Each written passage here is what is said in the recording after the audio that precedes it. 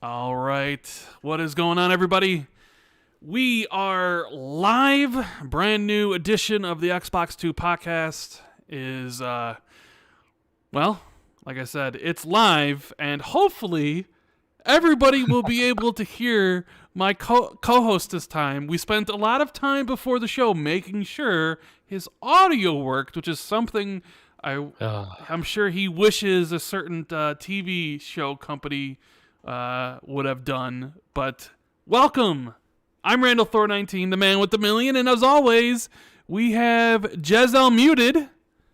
You know, I'm gonna run this into the ground. Down, man. I'm gonna run this into the ground, and I don't even care. Man. My buddy, yeah, well, Jez Corden, managing editor of Windows Central, and super popular muted guy on German television talking about Activision Blizzard. well, you know, shit happens, as they say. But it was still pretty cool. It was still it's still a pretty cool experience, man. What happened was, right, I got DM, and they were like, "Oh, can you come on our show at 9:15?" And I thought they were talking about tomorrow, the next day. But they were like, "Oh no, we mean like in 20 minutes." I was like, oh my god, scramble. So I'm like, I've just come back to Germany. I've been in the UK for a week, and so like none of my stuff was set up properly. So I'm just like scrambling to set up my audio system and my microphone and make sure it's all working and stuff. And I don't know what happened. They said that they got some of the audio through on their end. Like, for those who don't know, those who are listening to this who don't know on Twitter, there's a clip of me on Twitter going on DW Business News to talk about the Xbox Activision Blizzard deal. But unfortunately, there was no sound coming through. So it's like they introduced me and stuff, and then there was no sound. But they said they were getting sound on their end, but something went wrong at least, and it's sort of like, yeah. So they said they did capture the audio, and they're gonna insert the audio for a rerun or something. I don't know. But it's very, very funny. Very, very entertaining. Yes, let's say. Very entertaining, especially for me, because now everybody knows what it's like. Because every time before the show, like today, Jez joined the show, and guess what? His was using a different microphone than the one he currently is using. There's always some sort of audio issues with Jez.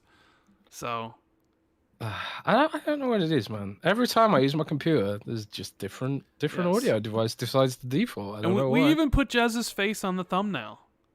Which, yes, we did. Interestingly enough, you guys are Jez, I want you to bring up the podcast really quickly. Because what? You have it up, so you're watching it? Yeah. Someone sent this to me. Well, the actual video up because it's funny. Because it's going to be funny. Oh, okay. Just for a second. So someone sent this to me, and he wanted me to put it on stream. So this is an honor of you, Jez. So. Oh no. There we go. What? Look at that. Oh no. Look at this there's beauty. A delay, so I know there's a delay, but when you see it, magnifica. Ah, man, I'm not looking forward to this. Mm-hmm. But you know, while I wait for that to stream through, you been all right, Rand? Yeah, Apart from doing your victory lap of trolling your boy. I'm doing pretty good. Unfortunately though, it is extremely cold here in the United States. Extremely cold here in Chicago. So I'm like, good. Negative. Oh, good, huh? Is that all you have to say? Is this your revenge?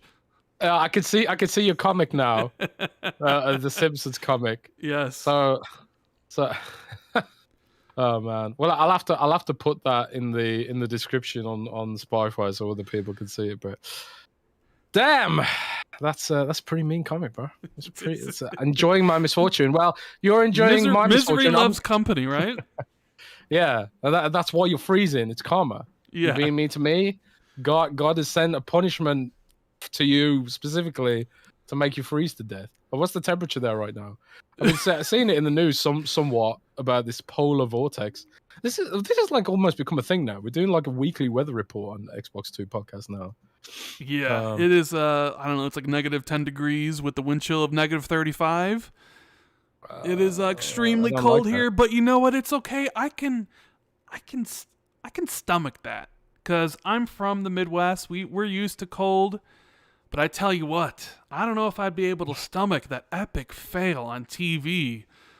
I just look at this Simpsons thing where it says, "Watch this, Lisa. You can actually pinpoint the second where his heart rips in half." And there's the picture of you face palming. Oh, it's so beautiful. I wish I could get this like framed, like get that picture of you blown up in glorious 4K. Oh. Get it framed, put it on my wall, or have it as like a special Xbox 2 thing or something. Like it could be our mascot or something. I don't know. It's absolutely. When I face palmed, I like completely forgot that I was on camera. It's like, oh, that's like the most like, you know, natural reaction that I had to it. But oh well, shit happens, right? Yeah. I guess. All right, I'll take the image off, so you don't have to, so it's not up there anymore. I thought it was hilarious. No, it's funny. It's funny. It's very funny, but yeah, we should have a great show for you guys. I know everybody's bundled in for the holidays, for the cold. Tomorrow is Christmas Eve, so hopefully everybody can, you know, if you want to kind of get away from the family, maybe you can turn on some Rand Jez so you can listen to us talk about all the great stuff that's going on in the world of Xbox right now. We have a lot of topics to cover. Xbox Activision versus the FTC. Jez clickbaiting on Windows Central Gaming. Using the YouTube. What clickbait? You're clickbaiting, bro. Never. Clickbait there. Microsoft confirms these games will never come to Xbox. Never. There's no clickbait there. Yeah, using a little of that, you know. High on Life, breaking all sorts of records. Kojima's mad Xbox exclusive. Yeah, we have a whole bunch of stuff to talk about. But let's do some housekeeping first and foremost. This episode of the Xbox 2 is brought to you by BetterHelp. And Jez, it's the holidays, bro, right? Well, soon to be after the holidays. And, you know, people get a little bit down once they're kind of away from their friends and family members. And I just want you to know that I'm there for you. I know you're probably thinking about maybe, you know, you're probably depressed after everybody's making fun of you over this whole Jez Almuda thing, right? Oh, great. But so if you're ever feeling down, BetterHelp is here for you, Jez, okay? Thanks. So as the world's largest therapy service, BetterHelp has matched 3 million people with professionally licensed and fully vetted therapists, all available 100% online. Plus, it's affordable. To get started, all you need to do is fill out a questionnaire, and then BetterHelp will match you with a suitable therapist for your needs. If things aren't clicking, you can easily switch to a new therapist at any times. There are no waiting rooms and no waiting in traffic, and no endless searching for the right therapist. BetterHelp has been instrumental in easing the burden for millions, and maybe it can help you too. You can get your 10% off your first month at betterhelp.com/Xbox2. And a huge thank you to BetterHelp for sponsoring our show. So, Jez, if you need to talk to somebody after your horrific deal, after your epic facepalm moment, BetterHelp is here for you. Brilliant. Indeed. You know, like, I got a few friends who use Better. Like, seriously, I got a few friends who use BetterHelp, and they say it's really good. So, you know, it's you get 10% off first month. BetterHelp.com/Xbox2. Spell it all out. So yeah, rock and roll, Rand. We got some other housekeeping to do. We have the wonderful people at Patreon who, you can go to patreon.com/XB2. We do have an announcement Tuesday next week. So what day is that? That is Tuesday, December 27th. Xbox 2 Plus 1 returns with our guest, the one and only Lord Cognito from ILP. So he will be joining us on Tuesday live for all the Patrons, which will be exclusive for about a week. before it goes up on Jez's channel and all the different podcast apps across the world. So I'm really looking forward to that because Lord Cognito is an amazing dude, a great friend, and I can't wait to talk to him about everything going on with Xbox this year and looking into what's going on in 2023, right? Yep, indeed you do. We're gonna have quite a lot to talk about, and it's gonna be really cool because I don't think I've ever sort of hung out with Cognito in a sort of smaller setting. I've always been sort of on either his show or with the Iron Lords, which is a bigger show. So this will be a nice intimate session with Cognito. Not to make it sound too lewd or whatever, but but anyways, we got some more housekeeping to do real quick. The Patreon shoutouts. So those who are subscribed on Patreon, one of the tiers gets you a free shout out. Well, not a free shout out, gets a shout out on the show. So I'll just run through those real quick. And thanks to everyone on Patreon, no matter what tier you're on, for supporting us. It really does help out. Sort of gives us like a cushion of support against turbulent times. Yeah. And you're gonna have to also get some better better lighting next time you're muted on TV. Use some of that Patreon money instead of using it for a Diablo statue that was bigger. God, yeah. You couldn't even fit in your room. Yeah, well, I figure I can figure because I use a Diablo statue for content that I can it's a tax write-off, right? That's true. Right? That's true. Surely. So I might as well. The tax man's gonna nuke me this year, so I might as well. But yeah, here's some Patreon shout-outs. Ryan Keipel, Foreign Object, Mythic Mighty, Tyler, Gunstar75, Moronic, Donkey99, C Money, Mario Kart Madman on YouTube, Macazilla, Stegsman, Randall Thor19, Silas, Eric Gregory, Elijah Vasquez, James Moore, Matt Salinas, Catriox, Ricky Felon, Nerdy Meathead, Bright101, Jasper Shapp, Joseph Campbell, I'll Be Your Maiden, Jez. Xbox International, Justin Duell, Frank Marino, P Bro King, Justin Miller, Asa T and Madison, Untidy Tim, Grizzly Mofo OG, Governor Grimm, DZ Huffin, Justin Sago, Andrew Courtney, Woggerman, Achievement, The Scarecrow 1-to-1, Darren Torpy, Professor JJJ, Butterball 8, Ghostface Killer, Wolfgang KPZ, and Ralph Wiggum. Thanks, guys, for your support, and also all the other patrons, no matter what tier you're on. Thank you so much for your support and all that good stuff.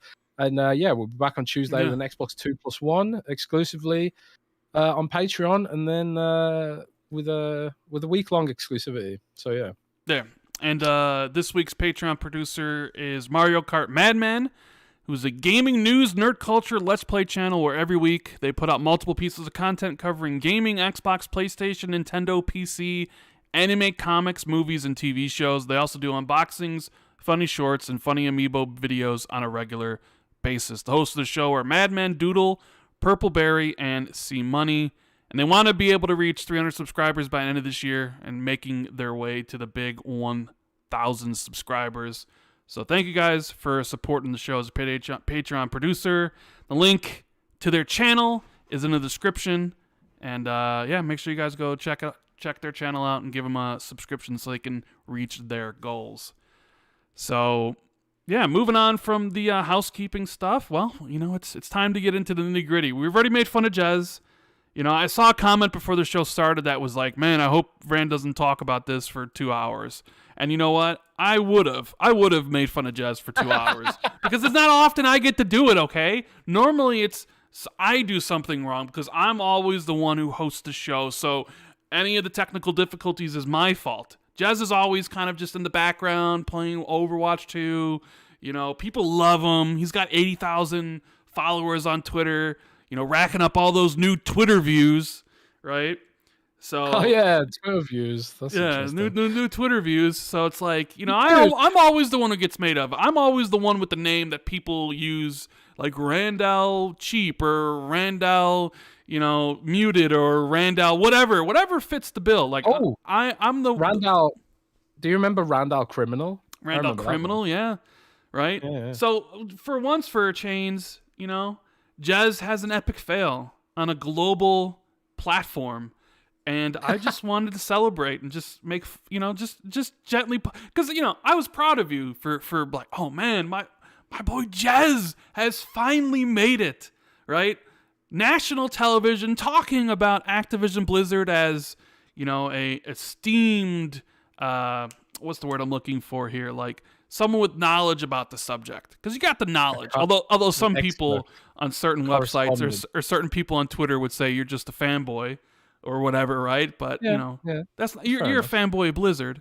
I don't know how many times you've said it, but like you don't really even care if Activision goes with Xbox. You just want Activision to go with somebody so Kotick can get the F out, right? So yeah, basically. I just want Blizzard to be okay at the end of the day. So, I'm reveling in this moment because who knows if we'll ever see an epic facepalm moment from Jez ever again. He's going to be going on to doing bigger and better things. This might be the only time we can all sit here and have a good laugh at his expense. Because I'm sure I will screw up, right? I will say words wrong. I will do things wrong. Something will go wrong with the broadcast where I mute myself for 10 minutes and everybody makes fun of me. So just this one time, let me have this. Just this one time. I'm pretty sure this won't be the last time there's an epic fail from me, but you gotta laugh, right? You gotta laugh. If you can't laugh at yourself, who can you laugh at, right? Indeed. So we get some of these super chats. We got one here from DB Cooper who says, finally here for the live show. Says, my wife is in the store shopping. Jez, your facepalm was epic. Indeed it was. Very epic facepalm. Supernova says, Jez, do you think Jimbo has a hand on that issue? Yeah, did the PlayStation, did Sony cut out your mic? Well, what happened? Oh man, maybe they hacked me. Yeah, I don't know. Yeah. Elijah Vasquez, member for 3 months, says, lol, Jez, I know it must have been awkward to be muted, but making it on TV is a huge accomplishment. Hope you boys have a good show and Merry Christmas. Yeah, anybody listening to this later, I know we get a lot of people listening it, days later, whether it's on the podcast apps or on YouTube. I want to, wish everybody a Merry Christmas and an excellent holiday with their family, friends, and loved ones. I'll be pretty much by my lonesome, chilling by myself for the most part, and living vicariously through people who are with their family and friends and their loved ones. I don't even want to leave the house. It's so cold outside. So, I wish everybody a very happy Christmas and, New Year next year. We will be having a podcast next week, by the way. And that one might have guests on it too. I haven't really decided yet, but we will be having a show next week. Because the Xbox 2 train, you just can't stop it, man. You just can't stop it. Can't stop this train. Contractually obligated. Flame says, Jez, if it makes you feel any better, I bet you made fantastic arguments against the 10 horses from California who thought Rare was bought this year. Yeah. Oh, dear. What else we got? We have Radimus Not Muted Cisco says, member for 17 months, says, Rand, you don't have to make fun of Mew Jez for 2 hours. Chad is here. All in good heart, guys. You guys are the absolute best. Love you guys. Thank you. Ooh, we got Miles Don PA in the chat. We got Fonz in the chat. I was just recently on Fonz's show. Fonz has this program he uses where he makes a show like really nice looking. He can do all these things. But I broke it because I don't use a camera. So Fonz had to actually go back to use StreamYard, the free version, because I'm just a cranky old man who won't go on camera. And I ruined Fonz's show because of it. I feel bad, But we had a great show, though. I often wonder if we should switch to something like StreamYard or Zencastr. No. StreamYard costs like $600 a year to use, bro. What? Yeah, like the free version gives you nothing, and if you want to actually get the version that is good, it costs like $50 a month or something. Well, we can afford that now. I mean, sure, but like, why bother when we just use Discord and do whatever we want in OBS? There's no reason to use StreamYard. The only reason you would use StreamYard is because you don't want to figure out how to use OBS, and you're just comfortable just giving away money to a company. We can go on camera, bro. We can go on camera with OBS. There's nothing stopping it. I just don't have a camera, and no. Remember, I said, I'm a man of my word. 100K, I'd probably do it, but there's no way I'm going to pay some company $50 so I can stream myself when I can do it for free via Discord and OBS. Like, please, get out of here. Okay. Assassin. Get out of here. Get out of here. Member for 17 months says, Merry Xmas to everybody. Guys, it's almost Christmas, so I want to ask, are there any updates on any Xbox Global Publishing projects? Belfry, Shaolin, etc. Well, Jez, that's a question for you since you have all the code names. Are there any updates on Xbox Global Publishing titles?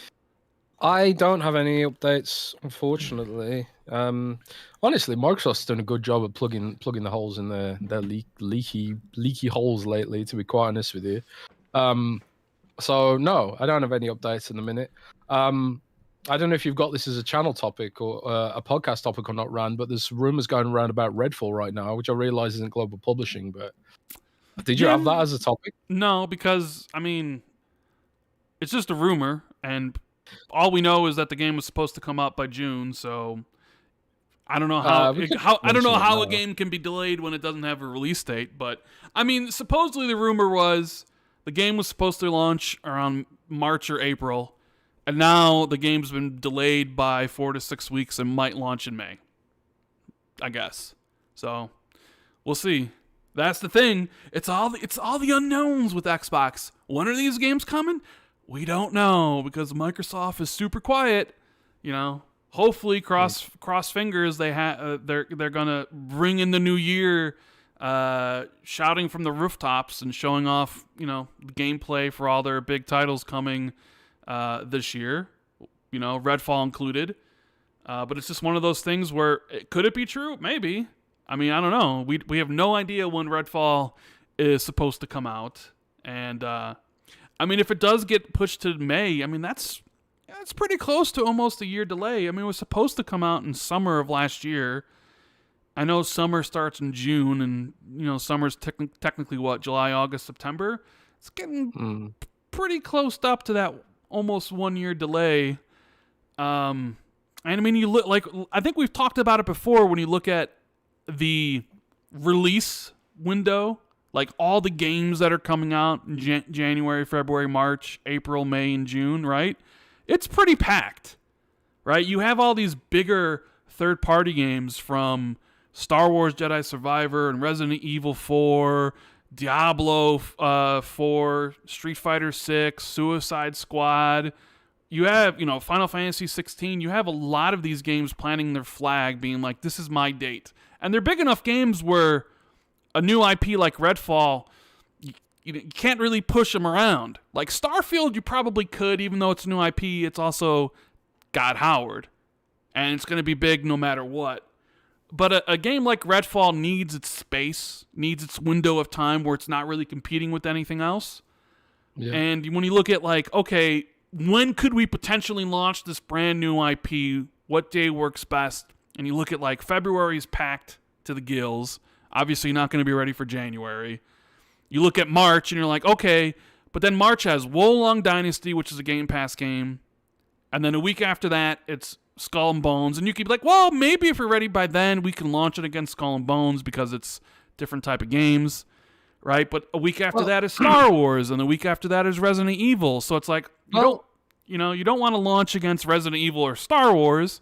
So immediately it's like, okay, well that's the end of March, but then that's also when the exclusivity arrangement for Ghostwire Tokyo ends. And you look at April, and it's like, okay, April, there's really nothing there besides Dead Island 2 at the end of the month. So that seems like an open window where you could slot somewhere in April. May, you got Legend of Zelda, which is going to take up a lot of talk in the video game industry, right? I remember when Legend of Zelda Breath of the Wild came out in 2017, along with the Switch, it was the only thing everybody talked about. It dominated discussions and won the game of the year. So, maybe you'd want to avoid that. And then Suicide Squad at the end of May, so I mean, there is a fine art of hey, when's the game going to be finished? Plus, when is there a window that we can have to ourselves where Redfall is really the only game that people are talking about? It's. Do you think there's also an element of not wanting to step on their partner's toes? Sure, of course, yes, 100%. Yeah, Phil's always mentioned to me that they got to be a good platform for third parties and stuff, and they don't want to step on the toes of, because Xbox makes money off of all these games, right? They take 30% cut. So you want to be a great platform for them, and you don't want to, essentially ruin the sales of Star Wars Jedi Fallen Survivor Jedi Survivor because you're also releasing your own game. So yeah, there's probably a bit to that too. But also at the same time, why would you release those games close to one another? So the game could be delayed. The game might not be delayed. We don't even know when it's supposed to come out. All we've heard is just rumors, and who knows if any of them are true. So I don't know. This is one of the reasons why people were upset that Microsoft decided not to show up at the Game Awards with new gameplay or at least a release date.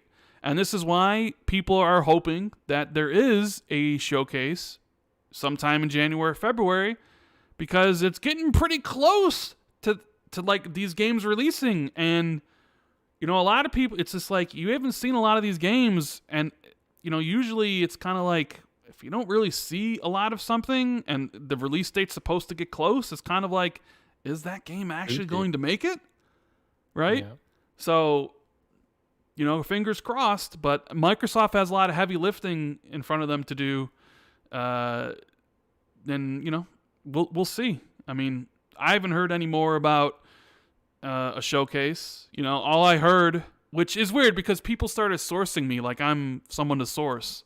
Right? If you want to source somebody on the show, source Jez. Jez has legitimate insider knowledge about stuff. All I have is just people that will whisper things to me, and all they said was, hey, there might be a game showcase early next year. But they couldn't tell me 100% either way if it was happening or not. It was just that, hey, we're hearing some things. Stuff might be happening. But in people's rush to be the first to post something on Twitter or on Reddit, people are like, YouTuber Randall Thor 19 and Jez Corden confirm a game showcase. And it's like, confirm? The F you talking about? What do you mean? I didn't confirm anything. All I said is I had a couple people whisper to me that maybe there might be something, that there's starting to be a little smoke in the air, Yeah, something might be happening. But I don't know, man. That sounds like confirmation to me, bro. Yeah, right? Why haven't you written the article yet confirming it, since you're confirming, games that will never come to Xbox, right? Man. I don't know. Well, that's I'm just repeating what it says in the CMA thing, man. What are you talking about? That's what Microsoft said. Yeah. So we'll see.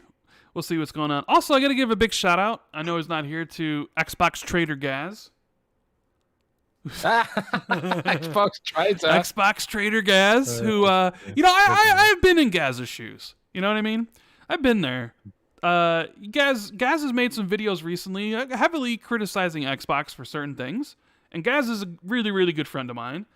And man, is he just, people just are not happy with him, calling him a traitor. That's what I've been calling him. I'm like, hey, Jez, or hey, Gaz, like, you Xbox traitor. Hopefully your Xbox exile is worth it. Repent and think of what you've done. But it's kind of what I've always said. There's a certain segment of people who don't really care about you, don't care about me, don't care about Fonz, don't care about Dealer or Colt, or don't care about, like, all they really care about is the platform. They want to see the platform kind of get positive praise all the time. It's always positive 24/7. You never want to hear any bad news. So sometimes when bad things happen, like when Starfield or Redfall get delayed, or games get pushed, or Microsoft makes statements to the FTC that make them look weak, right? It's like, please FTC, let us acquire Activision Blizzard, because we're just no good at making games, presenting themselves as just like incompetent to win over the regulators. It's not odd. Yeah, people. It's not hard to present themselves as incompetent, is what I'm saying. Well, people don't like that, so they started turning on my buddy Gas. Oh, man. But I've been there, Jez. I've been there. There was people that wanted me kicked out of the Xbox community. Like, there's some leader of the community that is like, hey, you know what? My word is law around here. You remember when I said bad things about Crackdown 3 and that whole storm. There were legitimate people out there who were like, kick Rand out of the Xbox community. Who is he anyways? Even though everything I said about Crackdown 3 turned out to be true, and they ended up delaying that game for 2 years. There are people that were upset I dared criticize the Xbox platform. How dare I do that? There's things you should be kicked out of the Xbox community way worse than that. Like what? Like playing PUBG for 5,000 hours, for example. I don't know. I mean, I wish those days could return. I was really hoping Warzone 2. As I played Warzone 1 for like 200 hours, I was hoping it would bring my friends and us back together, and it didn't. I only played it for like 20 hours, and it wasn't a good experience. And why don't you just play Overwatch, man? I ain't playing Overwatch. They play Overwatch. I don't care for Overwatch. I didn't care for Overwatch when it first came out. I don't care for Overwatch now. But too hard for you, I guess. Guys, stay strong. I'll support you in your Xbox exile. You have to do your punishment, your penance, repent, and you'll be back in no time. Exile will be over.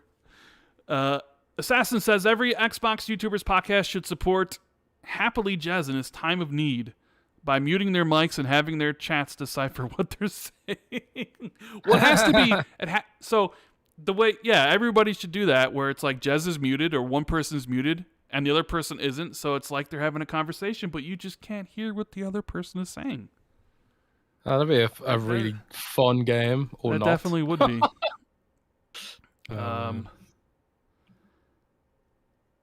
We have one here from Silver Fox that says, hey guys, what do you think of the Callisto Protocol? I'm almost done, and once you get the hang of the combat, my opinion, it is awesome.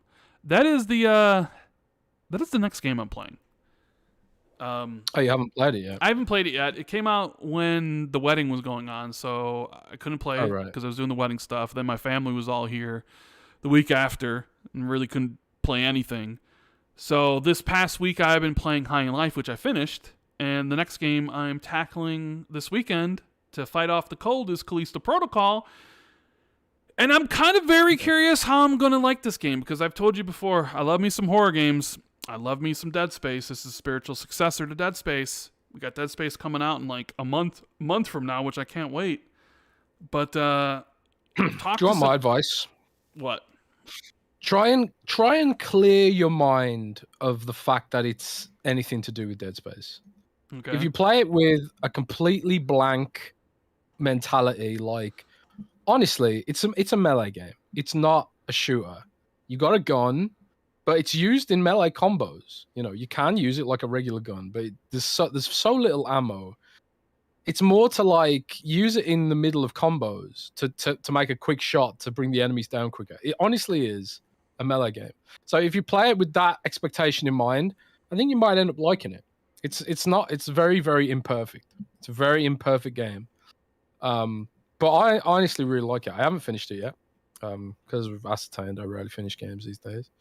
But I was really enjoying it. It's one thing that I'm going to go back to if I ever stop being addicted to WoW for 5 minutes. But dude, WoW is so good right now. It is so damn good right now.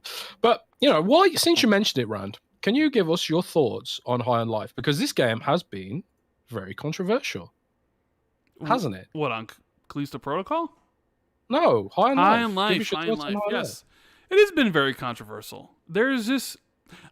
I liken this to the whole Rick and Morty thing. Like, Rick and Morty became extremely popular, and there was just a very, very, very small but very vocal minority that made it their personality to tell you that Rick and Morty's awful, right? That the humor is lowbrow and it's not fun to watch and stuff. Like, they would come out of the woodworks to be like, this show's stupid and you're stupid for liking it, right? So... Right. High in Life was, I think, always going to be this sort of divisive game, right? Comedy games usually are, especially comedy games in the vein of Rick and Morty, where it's kind of, sophomoric humor, right? A lot of swearing. What does that mean? Kind of lowbrow humor. What is sophomoric? Potty jokes, stuff like that. Oh. Right? It was always going to be very divisive, because there are reviewers who are going to be like listen, the comedy, quote unquote, or the talking guns, it just grated on me, and I just couldn't play it anymore. 3 out of 10. Even though the game is 100% serviceable. I think I beat the game 11 hours, enjoyed all my time with it. But then again, I am like the target audience for this game. I am a Rick and Morty fan, so I was kind of like, I'm down for Morty being a gun. I was just kind of surprised by how cool the game got as you progress. Like, for like, Justin Rowland being the creator of like Squanch Games, like it had a very Metroidvania-esque feel. Like you get a gun, you get the traversal abilities like the jetpack or the power slide, and each kind of level you go through, you use those abilities to get around, very much like a Metroidvania. And that's what I would kind of call it, a Metroidvania Doom. Because you'd come to the combat areas, you'd fight, and move on to the next, and have some story segments and some comedy bits. And some of it's really good. Some of it had me laughing out loud, not gonna lie. Some of it, of course, fell flat, like most comedy can sometimes. But I have to say, I was constantly looking forward to, all right, let me load up some High in Life and let me play for a few hours before ending it. It was just a fun experience. I didn't expect High in Life to get as big as it did, which Microsoft announced that High in Life is Xbox Game Pass's biggest 2022 launch and the biggest third-party Game Pass launch ever. So they said here that they're happy to announce that High in Life is Xbox Game Pass's biggest launch of 2022, the biggest third-party Game Pass launch of all time, and the biggest release of a single-player-only game in the service history. And those stats are measured in terms of engagement based on the number of hours played in the first 5 days of release. Now, Game Pass has had some pretty big games. Maybe not like the biggest games, right? We saw Back 4 Blood last year launch, which was a pretty big game. Plague's Tale Requiem, I loved it. One of my favorite games this year. That was day one. You had MLB The Show 2021 and 2022. I remember when they announced MLB The Show 2021, people were losing their minds because they couldn't believe a Sony first-party exclusive was not only coming to Xbox, but also going to be an Xbox Game Pass, free to their subscribers, when Sony doesn't even put that game into PlayStation Plus, right? People were losing their minds, and that was when we were all thinking, man, maybe this is where Game Pass turns the corner and starts putting bigger AAA games into its service. Because right around that time, Outriders was also announced for the service, right? So there's been some big games. Persona 5, even though it's a few years old at this point, also launched. But mostly Game Pass has been the home of Xbox's first party, whether it's Halo Infinite or Forza Horizon, Psychonauts 2, stuff like that, and some high-profile indie releases. And the fact that here you have High in Life, which apparently started as a Stadia exclusive, right? Nobody even really knew about it until E3 this past year when they had a trailer for it. Releases in December when, most games don't come out, right? Most games tend to avoid the December timeframe. And it was just, everything on Twitter was about High in Life. Everything on TikTok was about High in Life. Everything on YouTube was about High in Life. You started to see more and more people talk about it. Benji Sales would give his updates via his profile, be like, whoa, it's like number 2 on Xbox Console Game Pass, or number 3 on PC Game Pass, right? And it was a kind of building momentum, and then Xbox updated their most played chart and was like number 4, only behind Fortnite, Modern Warfare, and Grand Theft Auto, ahead of other free-to-play games like Apex Legends and Rocket League, and you're like, whoa, this is pretty huge. And then they came out and was like, yeah, it is. So, what do you think about its success? Like, I know you played it. You really like it. I quite enjoyed it. I'd probably give it an 8. I enjoyed it way more than I thought. I thought the gameplay was pretty damn good. I liked how, each of the guns added something different, and you could kind of switch in between to get a different feel with different abilities. I loved using the dash to get around. It was just a really enjoyable experience that I didn't even really know I wanted until I had it. But what do you think about this kind of this game blowing up on Game Pass, Jez?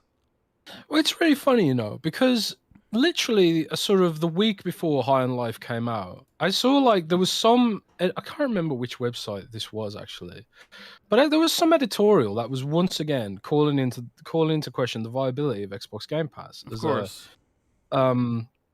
Someone was I can't remember. Honestly, for the life of me, I can't remember because it was a little while ago now. It was about a month ago I saw this, but it was an editorial on some website, and it was like the retail market on Xbox is completely dead because of Game Pass, and no one wants to buy games anymore. Blah blah blah. No one can make money with Xbox and whatever. But then you've got this game, High on Life, which comes out almost immediately after this editorial or whatever it was. I can't even remember where it was. I saw this,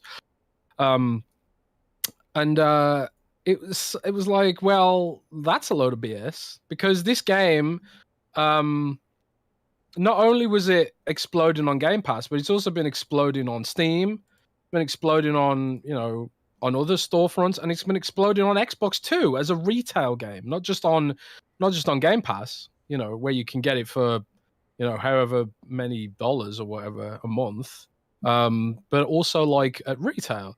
So I think that kind of like it once again kind of says to me that Game Pass is a marketing tool, and I think like the people who Squanch Games who made High on Life, they pretty much said as much on Major Nelson's podcast that week, where they went on and they discussed like how the game had done, as a result of being on Game Pass, because it totally sort of. It was almost like it spat in the critics' faces because the critics were like, "Oh, this is 6 out of 10, terrible game, whatever." And you had some outlets that were really hard on it, like giving it 4 out of 10, which I think is dishonest. It's not a 4 out of 10 game by any metric, in my view. But they sure showed them, but not only the critics showed them, it was like it's highly rated on user score as well. It's almost like it exists in spite of the big critics now, which I suppose is par for the course of Rick and Morty, right? Like, but there is a snobbery towards Rick and Morty, and that kind of humor that that is for whatever reason there's a kind of snobbery towards that kind of humor, Rick and Morty, South Park, from like so-called highbrow critics, But yeah, I'm kind of the target market for it, So I haven't played it too much yet. I previewed it at Gamescom. The build I played at Gamescom was fairly rough. So it, I was kind of worried that it would launch in a rough state. And I think like it was a little rough when it launched, and then they patched it up like the same week that it launched. So it does feel a little bit like maybe it was a rush to the finish line for it. But it does seem like they kind of Xbox must have known at some level that they had something special here. And that's why sort of, they got it in Game Pass and it's blown up like it has. I think like I criticized Microsoft the week before it launched, saying like, High on Life comes out on Monday, but you wouldn't know it because Xbox hasn't said a damn thing about it. But it looks like, it didn't matter because now it's the biggest game on Game Pass. So certainly seems like they got the money's worth. I'm really happy for it. I'm really happy for Squanch Games, and it really it proves the Game Pass model when it comes to games that'll actually like resonate with people, I guess. I think like Game Pass just doesn't work for games that aren't truly good, but you could say that about the whole market, maybe. I don't know. It's very interesting, I guess, and it'll probably High on Life will be a case study. It'll be a case study about games that don't review very well by critics, but end up being like really popular. Like, is it because of Game Pass that it's popular, or is the game just that good? It's hard to tell. At the end of the day, but well, it's interesting because Justin Rowan was on Larry Major Nelson's podcast talking about Game Pass, and he had an interesting quote. He said, "Before we decided to pull the trigger on it, I spoke with a handful of other studio folks who did Game Pass, and I ultimately came to the conclusion based off what I heard that it's a value add, because essentially there's a lot of people that would otherwise not have picked up the game and played it. And those people, if you believe in what you've made and you really feel confident that you made something special or different, and we do with our game, those folks can become evangelists in a way for the title, which is something we've definitely seen. I've seen people really talk about this game, maybe more so than they would, right? And I sort of think that's what exclusives kind of get you, right? Everybody's like, the exclusives, whether it's the God of War Ragnaroks or the Forzas or the Halos, they kind of get that extra push, that extra talk that, in the ether more so than multi-platforms, right? But then he also says, a lot of folks told me that non-Game Pass games that ship versus Game Pass games, they get 7 times the sales. Now, what do you make of that? Because you mentioned earlier, like, people were talking about, like, Game Pass Microsoft shouldn't have done Game Pass because it killed the retail market or whatever. And I said, good, screw the retail market. Let it die. It was a dying medium anyways. Game Pass basically kind of accelerated its death. And not only that, but like launching a console that literally can't play physical games. So the physical retail market on Xbox probably is dying, if not dead, considering, the console that has sold the most for this generation can't even play physical discs, right? I think, come to think of it, the editorial I saw was from a British outlet, and they were using UK sales data as an example. And UK sales data is disproportionately going to punish Xbox because they are the ones because it's all physical data. They only have access to the physical retail market. And of course, Xbox is disproportionately a digital platform now. So I guess like that's another, indictment of that fact. Yeah. Roland said that Roland's research helped him conclude that Game Pass is, quote, a powerful tool to get a lot of reach. If you really do believe you made something worthwhile, it's a pretty powerful tool, and that's what I gathered in doing my due diligence on my own. A lot of folks told me that non-Game Pass games that they ship versus Game Pass games, they get 7 times the sales, which is, 7 times the sales is pretty... That's not double, right? That's not even triple. 7 times? That's a lot. And then, like, Phil's always talked about that, how, like, Game Pass helps sales. It doesn't really take away. I don't know, like, the statistics, because Xbox doesn't share those with us. They share them with developers and stuff.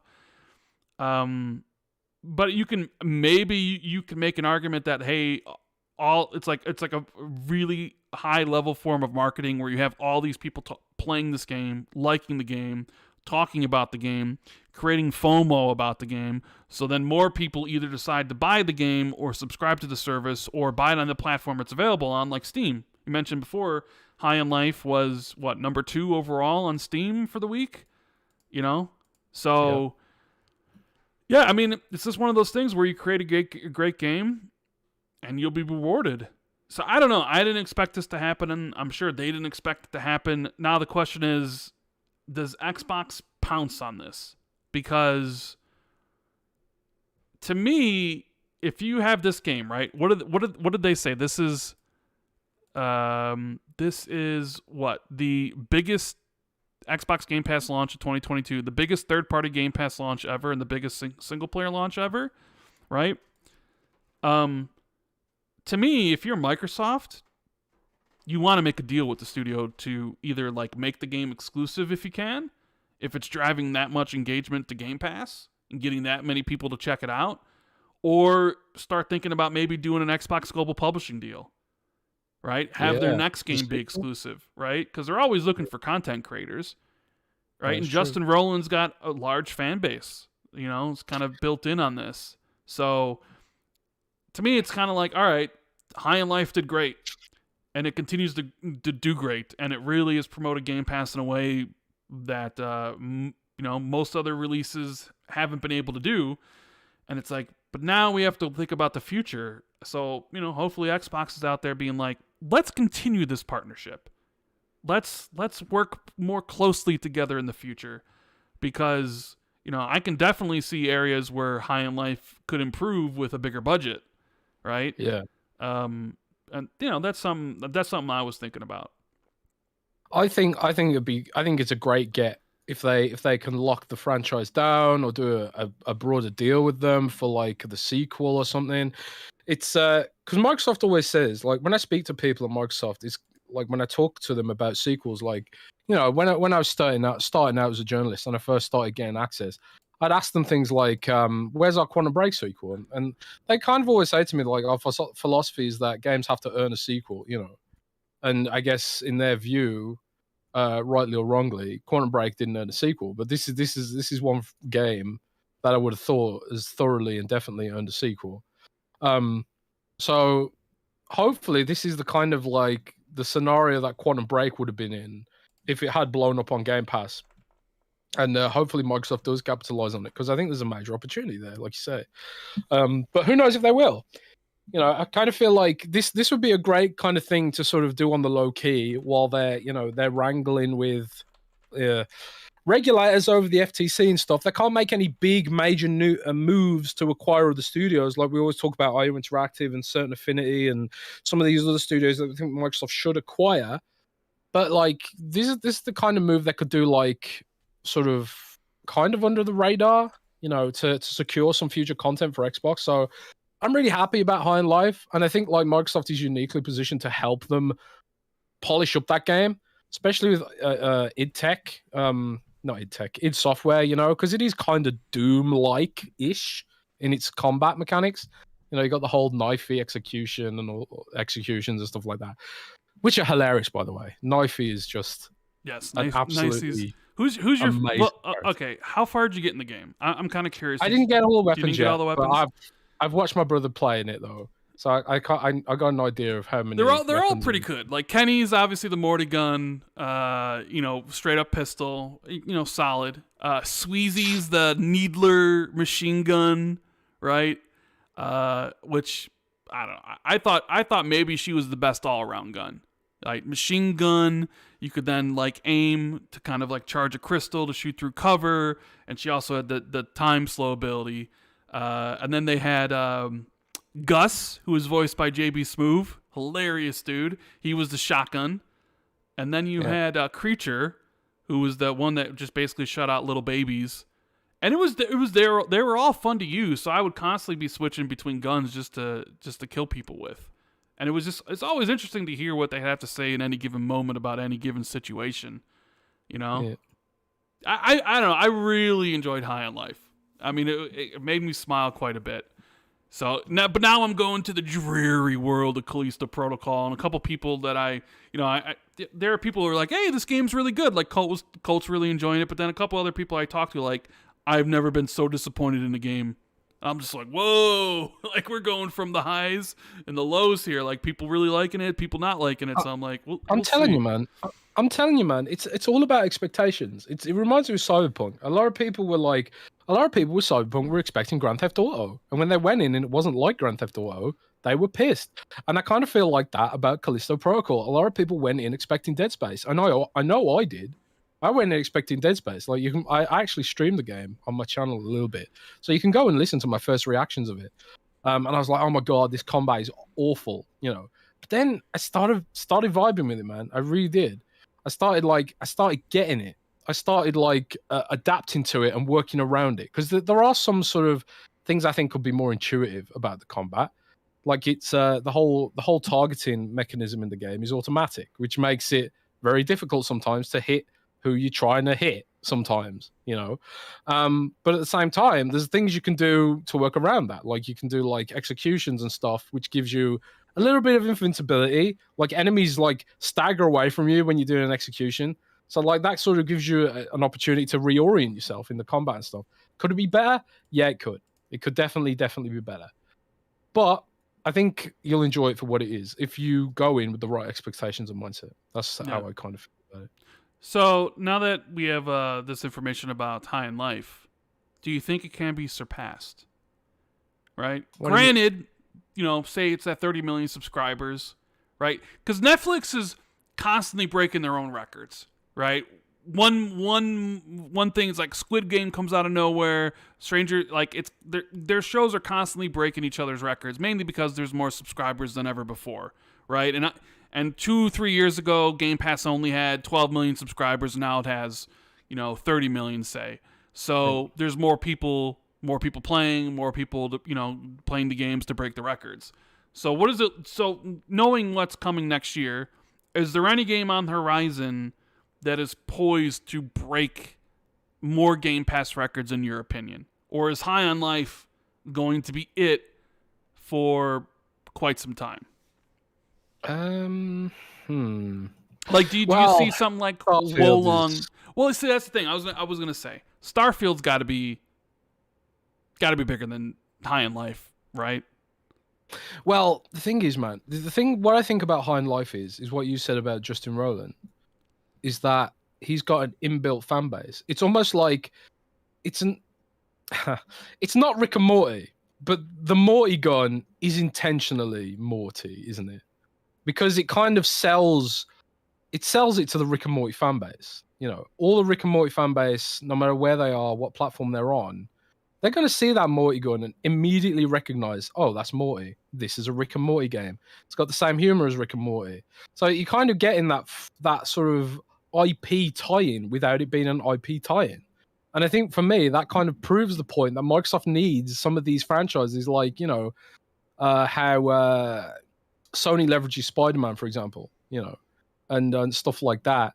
Kind of proves that to me, that, what we've said before on the show, that Microsoft needs these sort of, these built-in IP and I don't know what you call them. These established third-party IP stuff that could possibly give them more exposure than they otherwise would have, So could it be that Starfield beats High on Life, given the fact that High on Life's kind of riding that Morty train?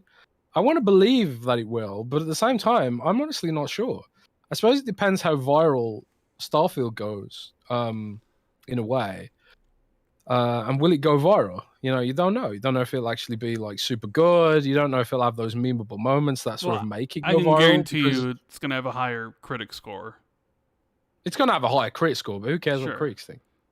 Like Morty, the Morty game, the Morty game. High on Life has like so many memeable moments, and it's almost like by design. There's like so many clips, there's so many secrets, so much fourth wall breaking stuff in it, that like it's almost like a game designed for this generation of marketing stuff, So yeah. I mean, I'd be interested to see how Starfield affects all this stuff, but I guess we won't find out until later. Yeah, I'm just curious because I'm thinking like, okay, we've got some big third-party games coming early. I mean, early next year looks pretty crazy for Game Pass in general, right? Monster Hunter Rise, Persona 3 and Persona 4. You have Atomic Heart in February. You have Wolong Fallen Dynasty in early March. Granted, I don't think any of those games are going to reach the highs of, say, High on Life. But those are some pretty big titles coming to the service in the beginning of the year. Yeah, Redfall. Miles put out an article on Windows Central that was just titled "Xbox Game Pass in 2023 has no chill." Yeah, right. Redfall. I don't know if Redfall will be as big as High on Life, but it does have co-op. And then there's that, Starfield, which I think I've said before. I think it's the biggest Xbox release of a brand new IP from them since Gears. Like, this is a watershed moment for Xbox. Starfield. Like, it's probably the biggest game they're going to release since sliced bread. I mean, you could say it's the biggest game they released since like Halo Infinite, but even when I think about the next like Starfield and then like what's the next big game after that, it will probably be Elder Scrolls, right? As far as like the next huge big release that overshadows everything else. So like I would imagine Starfield when it comes out will have those same like biggest Game Pass launch ever, most new subscribers, blah blah blah blah blah, those sort of metrics that they would use there. Biggest single player game. Obviously it wouldn't be third party, but maybe this is kind of, with more eyes on High on Life and Game Pass through, different marketing avenues like TikTok, because really High on Life blew up all over TikTok. Maybe it gets an audience that really wasn't concerned about Xbox or Game Pass to kind of take another look at it. And Microsoft sort of needs to ride that momentum into next year, release quality games, talk more, I'm very interested in seeing how all this plays out. Like, what is the next big thing? Kind of like how Netflix is like, well, it's Squid Game, but then it's, Stranger Things 4, but oh no, it's Wednesday. Oh, it's the Dahmer Show. Like, they're constantly releasing things that one up the next, and I'm just like, okay, well, what is the next thing to one up High on Life? So, we have Superchat here from Gunstar, who says, Merry Jesus Day, you handsome fuckers. Love y'all. P.S. I'm drunk. Yay. Well, we love you too, Gunstar. Hope you're having a great day, man. Sith Lord says, Happy holidays. Guys, thanks for everything. Stay safe. Thank you. And yeah, if you guys are in the what do they call it? The Blizzard bomb or whatever, make sure you guys are being really safe. JC says, I want him to make the new Conkers if one happens. I have seen this sentiment really start appearing a lot about people would want them, because there's always that, like, Rare doesn't want to make a new Banjo game. I think it's pretty apparent. I think they've said that enough. I also think they don't want to do another Conker game. They just don't want to do those style of games. And they would have to get a really good pitch from somebody, right? Probably one of the reasons we haven't seen a new Banjo game, is because Rare hasn't seen a pitch that they've liked. Although I like to imagine, for all my Banjo bros out there that are listening, you will see a new Banjo game sooner rather than later. It's quite just possible. Same thing with Killer Instinct. Maybe they just haven't gotten a pitch they really liked from a developer that they trusted. But now it's like you have the success with this, and it's like, man, maybe these are the right people to sort of bring back a Conker. And we talked about, like, hey, maybe you do some partnerships with them and be like, hey, would you like to do Conker? And boom, Conker's back. Although, I don't know if Conker really needs to come back at all. But either way, it's interesting to think about. Silent Cypher with the big super chat. Thank you very much. He says, Merry Christmas, guys. Thank you for all the content over the air. Hope you have an awesome holiday with your friends and family. Cheers to a stacked 2023 as far as games go. Yeah, it is looking pretty damn stacked. Because I didn't really play that much this year, Jez. You were making fun of me in the chat. Yeah, I played more than you. You did. Well, although, did you really though? I mean, did you really? Yeah, look, didn't you see my stats? Playing a game for 15 minutes, unlocking achievement, and going to play something else doesn't mean you played more than me, Jez. No, it totally does. I played more hours, bro. You may have, for the first time, you probably beat me in it in 2 decades. But yeah, I also played Elden Ring more than you. You did, but you didn't beat it. Yeah, because I had like 3 save files. Oh man, I kind of like. It's really annoying because I had to play Elden Ring for content, right? So I had like multiple save files. I had a melee dude, I had an archer dude, and I had a mage dude, and we were like grinding all this content, grinding these save files for content. And I just got super burned out. I got like 150 hours in the game according to True Achievements thing. But like, man, I was just kind of like, I don't know how to describe it. I was just so burned out by the time like I got to the Erd Tree and stuff. So I just like ended up playing someone else for a while and then just, I don't know, I'm not coming back to it. I will come back to it eventually, but it'll have to be probably a while. Yeah, you won't play it again for some good amount of time. Yeah. I will play it again. It's kind of like I'll come back to it like I did Dark Souls after like 1,000,000 years or something. But yeah, it is what it is. I guess. You had played 240 some odd games. I played like 25 or something, which was pretty low for me. It's probably my lowest year in 2 decades. But like I mentioned plenty of times in the podcast, I wasn't really interested in a lot of stuff that came out this year.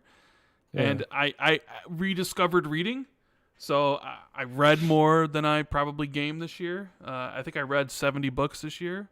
So I played a lot of indie games this year, I think. You did. You played them for 10 minutes and then left. Because I ended up getting more achievements than you.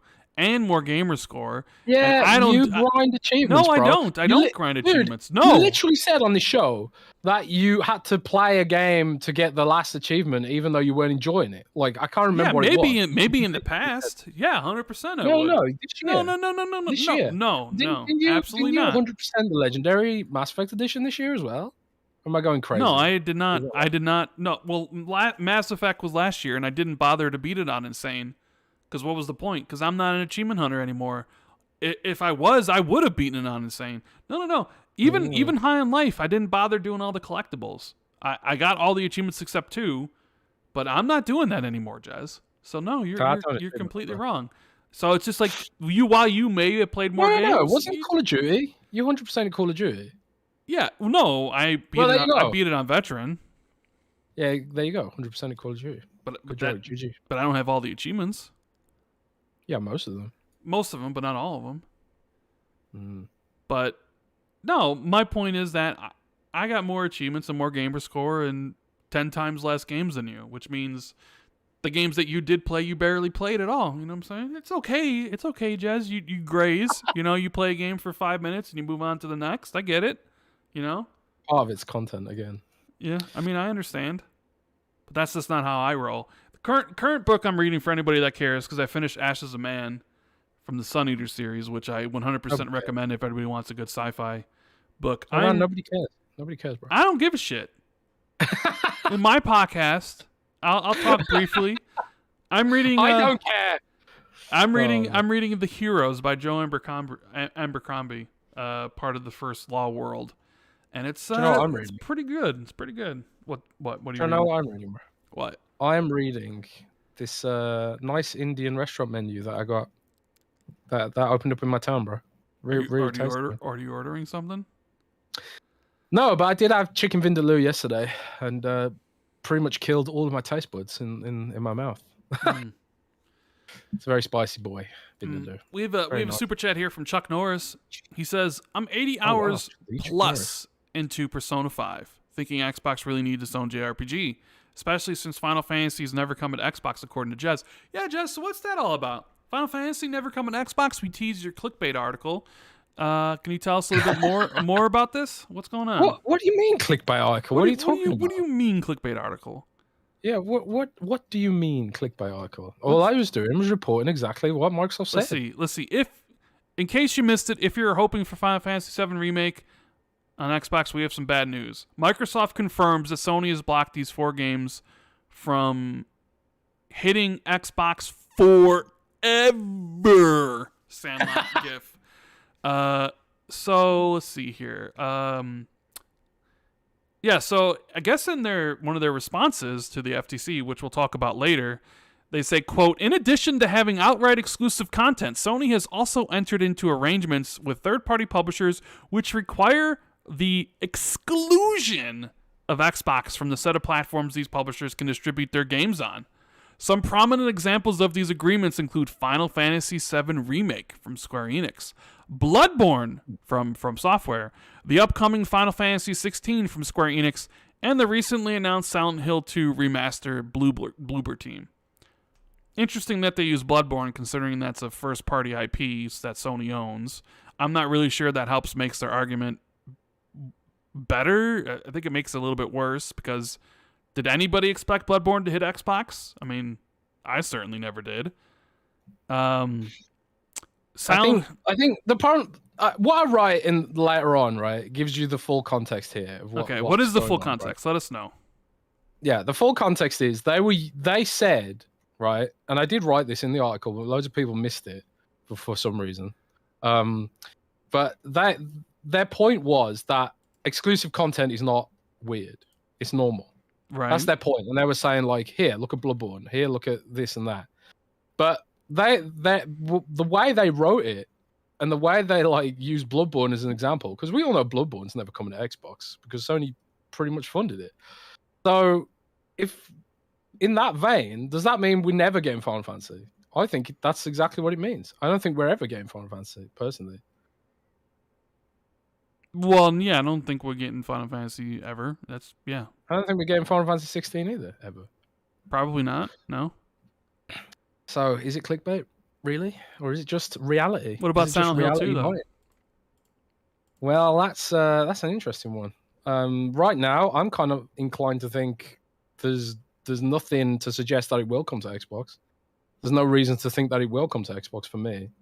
Sure. I And I mean, think Sony would love to not have that associated with Xbox because that's a beloved nostalgic IP, which is entirely Sony's whole remit of blocking Xbox from getting these kind of games that are nostalgic for a certain age group, i.e., our age group. So personally, for me, I think that's a game they'd lock down. So again, I don't think we're going to get it. Could be wrong. Do you disagree? Do you think we will get it? well, I mean, it's tough to say. It's tough to say, right? It's using the same language that Final Fantasy VII Remake used, where it was like PlayStation console exclusive, not to be on other platforms for 12 months. So people were like, oh, well, Final Fantasy VII Remake will come in a year. And then the year passed and it didn't. And then it came to PlayStation 5. And then people got their hopes up about E3. And all they really announced was that it was finally coming to Steam, dashing fans' hope. So just because it says, at the end of those ads, like, oh, PlayStation console exclusive and not just PlayStation exclusive, it's tough to say because you could be right? I think this is part of Sony's strategy. It's the obfuscation of the reliability of Xbox. I think it's part of their strategy to say like, these are only timed exclusives, but then we don't know. We're left guessing, and that kind of creates this air of uncertainty around Xbox. I think it's a smart strategy because it's working. A lot of people are sort of like, we've been asking for 2 years, is this game coming? Square Enix won't say a damn thing, and it's that question, it's that debate that's undoubtedly hurting the sort of the credibility of Xbox as a platform. I think it's about credibility, for me. I think it's a great strategy that Sony are putting out there because it is creating this sense of will it, won't it, and that's what we're talking about right now. Will it, won't it? Silent Hill, will it, won't it? It's this whole sort of debate that's just gonna keep going on in perpetuity that Sony has created with its strategy, And when Microsoft tried this with Rise of the Tomb Raider, they were very famously hammered for it. And you know what? When I was writing that article, I wanted to find the famous Kotaku article which attacked Microsoft for taking that deal. And do you know what I found? What? Kotaku have deleted it. Really? They've deleted that. Yeah, they've removed that article from their website. So I had to go hunting through the Internet Archive to find it. I was like, hang on a sec, where's this gone? So I thought that was interesting. But yeah, it's business at the end of the day. It's like I wrote in the article as well. I don't blame Sony for doing this. They're doing what's right for their customers and their shareholders and stuff to make PlayStation feel like the premier place to play. And it's working. It works. If we're sitting here debating whether or not Silent Hill will come, and there's people like me writing articles like confirming that they're not coming because that's the best available information we've gotten. Microsoft themselves have compared the situation for Final Fantasy Remake to Bloodborne. That to me is pretty telling. Like what more evidence do you need that it's whether or not it's going to come or not? So I think if you're an Xbox fan, I would firmly stop hoping for these games to arrive on the platform because for me, I don't think they're coming. I don't think Silent Hill's coming. I don't think Final Fantasy's coming. I don't think Final Fantasy 16's coming. I think that's just it. I think that's the business model that they're going with right now is to obfuscate and sort of create this air of uncertainty around these games, which are never coming to our platform. That's just me. It could be wrong. I think the only one there's a chance of it coming is Silent Hill, because you have to assume that they want that Konami will want as much money as possible from that whole thing, right? Yeah. But again, there's no real hard evidence that it will come. No, there's not. But you know what game is coming to Xbox that was announced this week? Sifu, one of the best games of the year. Oh, yeah, Sifu. Finally I obviously haven't played that. Do you recommend it for me, Rand? Sifu? You're not good enough to beat it. Bruh. Why not? You're a baby gamer. Well, What do you actually, mean, baby gamer? you could play it on easy, and you could probably do it. That was the thing when Dude, the game. I ride Mythic in WoW. That's Yeah. harder than anything you've played. Nah, sorry. Yeah. Sorry. It is. It No. is. No. No, so for real. All you're doing is clicking mouse buttons, bro. They ain't hard. Anybody can You do don't that. click in WoW? What are you talking about? I'm just saying, bro. So you don't even know, bro. No, I don't know, but I can't imagine what are you doing? Like, oh, queue up your spell. Queue up this spell. Queue up this No. spell. This No, spell. no, no. This spell. Click, click, click, click, No, click, WoW click, click, is click, harder click, than click, any click, game. click. WoW is harder than any game you've ever played. No, I'm sorry. it's not. It's Sorry. just it is, bro. Mythic WoW raiding, it's hardcore, bro. There's 80,000 people watching it right now on Twitch because it's hardcore, bro. Either way, Sifu, I would say if they didn't add the easy mode, you probably wouldn't be able to beat it. Well, one, because you wouldn't have the patience to actually get better at it to beat it. You'd give up. Why not? Like you give up on most games. Wow. Because a lot of the reviews were like, this game's too hard. And it is difficult because of the way the game is structured. If you die in a level, like you have a set number of lives because you essentially reach old age. Every single time you die, you go from 20 to 21 when you die, right? And then I think the game ends when you reach like 60. So you basically have 40 lives to beat the game. And you think, well, that's a lot. But the way the game was structured was, if you're playing through a level and you die, okay, you went from 20 to 21. But if you died again before resetting your death meter, it doubled. So you went from 1 to 2. So you went from 21 to 23, right? But if you died again, you would go from 2 to 4. So then you would go from, like I said, 21 to 23, but then you'd go to 27, right? So if you were having a really struggle with a certain part of a level and you just constantly kept on dying, those deaths kept on adding up, right? Suddenly, if you died 5 times in a level, that's basically like, 25 lives that you've used up. So it was very difficult for a lot of people to get to the end without constantly dying and getting really old. And what you needed to do was... point of a roguelike? Well, yeah, but most roguelites, like, you die once, and it's like, okay, it doesn't, like, double your death count. So, in response to those issues that some people had, that it was too difficult, they have an easy mode where your death meter doesn't increase. So if you die, you just go up one year. So it's like you die 21, then you die again 22, die again 23. So you essentially have as many lives as you possibly can have to be able to beat the game. So with that, you could probably beat it, but it's still a little bit difficult because a lot of people try to play it like Batman, and it's not like Batman. They try to parry like it's Batman, but you'll get your ass kicked, right? So you need to get better at the game. Like at first, I think the first time I played it, I didn't even beat the first level. And then, okay, I beat the first level, but I couldn't get through the second level at all. Like I kept on just butting my head I just couldn't get through the second level. And I think there's 5 levels in the game. And then I eventually was able to, like, I figured out the right way to dodge and parry, and the game became a little bit easier, and I started to understand more of the enemy's attack patterns and unlocked better moves.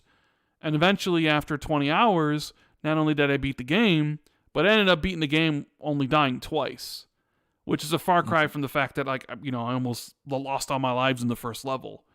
So it's about repetition and getting better. And, not everybody wants to do that. And I know you don't want to do it because you played 250 games, but couldn't get as many achievements as me, which means you played a game for 10 minutes and moved on to the next game, which is perfectly fine. But bro, you forget, man. I play Monster Hunter and stuff, and it's just kind of like that is what Monster Hunter's like. You have to learn the weapons through repetition and stuff like that. Maybe I like this more than you think because of that. Maybe we'll see. I love the game. I think it's great. So maybe I just won't enjoy it because it's not very good. And that is, the game came out February of last year or this year, coming to Xbox in March. So kind of around that 1 year time frame. Also coming to Steam because it was an Epic exclusive. So coming to all platforms. Now it's just a matter of will Stray come to Xbox when its 1 year anniversary is over? Maybe, maybe not. I mean, I think that's an Annapurna game, right? Yeah. Those games typically do. And Sony just has these long contracts with these games, like you mentioned. You know, Final Fantasy 16, Silent Hill, like 12 months, and then the kind of will it actually come? Who knows? You might as well buy it on PlayStation or PC now, which hurts Xbox. And then, you know, it's a year late port, so are people really going to care if it comes to Xbox? Because anybody that really wanted to play it probably already has. So that's kind of one of the things. I wonder if some devs are like, well, we can release it on Switch and PlayStation and PC, and then maybe we can try to get that Game Pass money from Xbox. You know, because not everybody's big enough to... You know, Sony's thinking. You know, Square Enix is thinking that. Maybe they are. I don't know. But then Square Enix is complaining that their games aren't reaching a global audience, or complaining about their sales or whatever. And it's just like, maybe you shouldn't have locked your games to one platform. I don't know. Maybe you shouldn't have signed that deal with Sony. Like, you know, I don't know. Maybe it would have been better if you released your games on Switch. And Xbox at least Switch. Yeah, you know, but you know, the Switch is the big platform, you know. But I don't know. But then they couldn't make it graphically demanding like they want, right? So yeah, I guess we'll see. I don't know. I always thought like that they did that Final Fantasy 15 mobile game. Did you see that? It was like Final Fantasy 15, but with Final Fantasy 7 like graphics. The original Final Fantasy 7, I should say. Like chibi, cartoony characters. I thought that was a really cool compromise, you know, because it's sort of nostalgic, but you know, at the same time, it's kind of like, you know, you couldn't run that kind of game unless it was on that sort of platform. But yeah, Square Enix is just an enigma. I just don't understand this shit at all. What is Square Enix? What are they? I don't know. Are they a real thing that exists in reality? They're a very strange, curious creature. You know, I just remembered something about the not necessarily something about Square Enix, but our discussion about High on Life and Callisto Protocol. Right. Do you remember the guy who I think it was Glenn Schofield, the guy behind High on Life or Callisto Protocol, was like, they asked him about Game Pass, and he was just like, yeah, I don't know about Game Pass. I don't know about Game Pass for a single player linear games like us. Oh yeah. Right? He wasn't sure if Game Pass was a good thing for his game or whatever, even though the dude had a Sony marketing contract where clearly he's, you know, you can't say good things about Game Pass or whatever. Do you think I bet his marketing contract with Sony precludes Game Pass? Well, of course it does, because we've seen it. But I just wanted to point out, it was just like, yeah, but High on Life is also your short single player experience, and it's blown up on the platform. So is Game Pass bad for that? I don't know. I mean, I don't see anybody talking. I didn't see anybody really talking about Callisto Protocol after the reviews came out, other than to say either, oh, it's okay, or it's bad. But people. So right now, I feel like Callisto Protocol should have taken the Game Pass deal. Well, I don't know. You see, I would imagine the budget for Callisto Protocol is significantly higher than the budget for High on Life. Oh, dude, I don't know, man. I mean, High on Life's got a lot of voice acting, but I suppose Justin Roiland does most of it. I just kind of thought that was interesting. Like, you know, he was just like, I don't know if Game Pass is good for single player games like ours, narrative driven stuff. Should I write that article? I might write it. Check it out. Just to stir the pot a bit. Clickbait it a little bit. Yeah. Clickbait it, yeah. Clickbait it. Supernova with the super chat says, any idea why Crytek used Marios' photo from Rise for hiring staff on their tweet? Don't tell me there's hope. Yeah, so interesting. There's some hope here. I don't think there's hope. What I think this is that they literally haven't made any games for a million years, and that's the only graphic they've got. It's the only graphic they got, huh? Yeah, that is literally what I think about that. I don't think it means Rise is coming back. I don't think it means anything significant. I think it's literally just what games do we make? Oh, we made that game a long time ago. That's kind of where I'm at with that. but I could be wrong. Could always be wrong. You never know. The industry works in mysterious ways, and we know that Microsoft wants content, right? I think Rise was a great game. I think it was very underrated. It was imperfect game, but it was also in perfect time. It was meant to be. It was originally supposed to be a Connect game. So like some of the Connect stuff in Rise, where you command soldiers and you throw spears and stuff using Connect. That was what the whole game was originally. And then they kind of like realized somewhere through development, you know what, Connect is actually really not great for this kind of game. So maybe we should actually make it into a real game. So it's kind of like that hard pivot, which I think is responsible for some of its issues.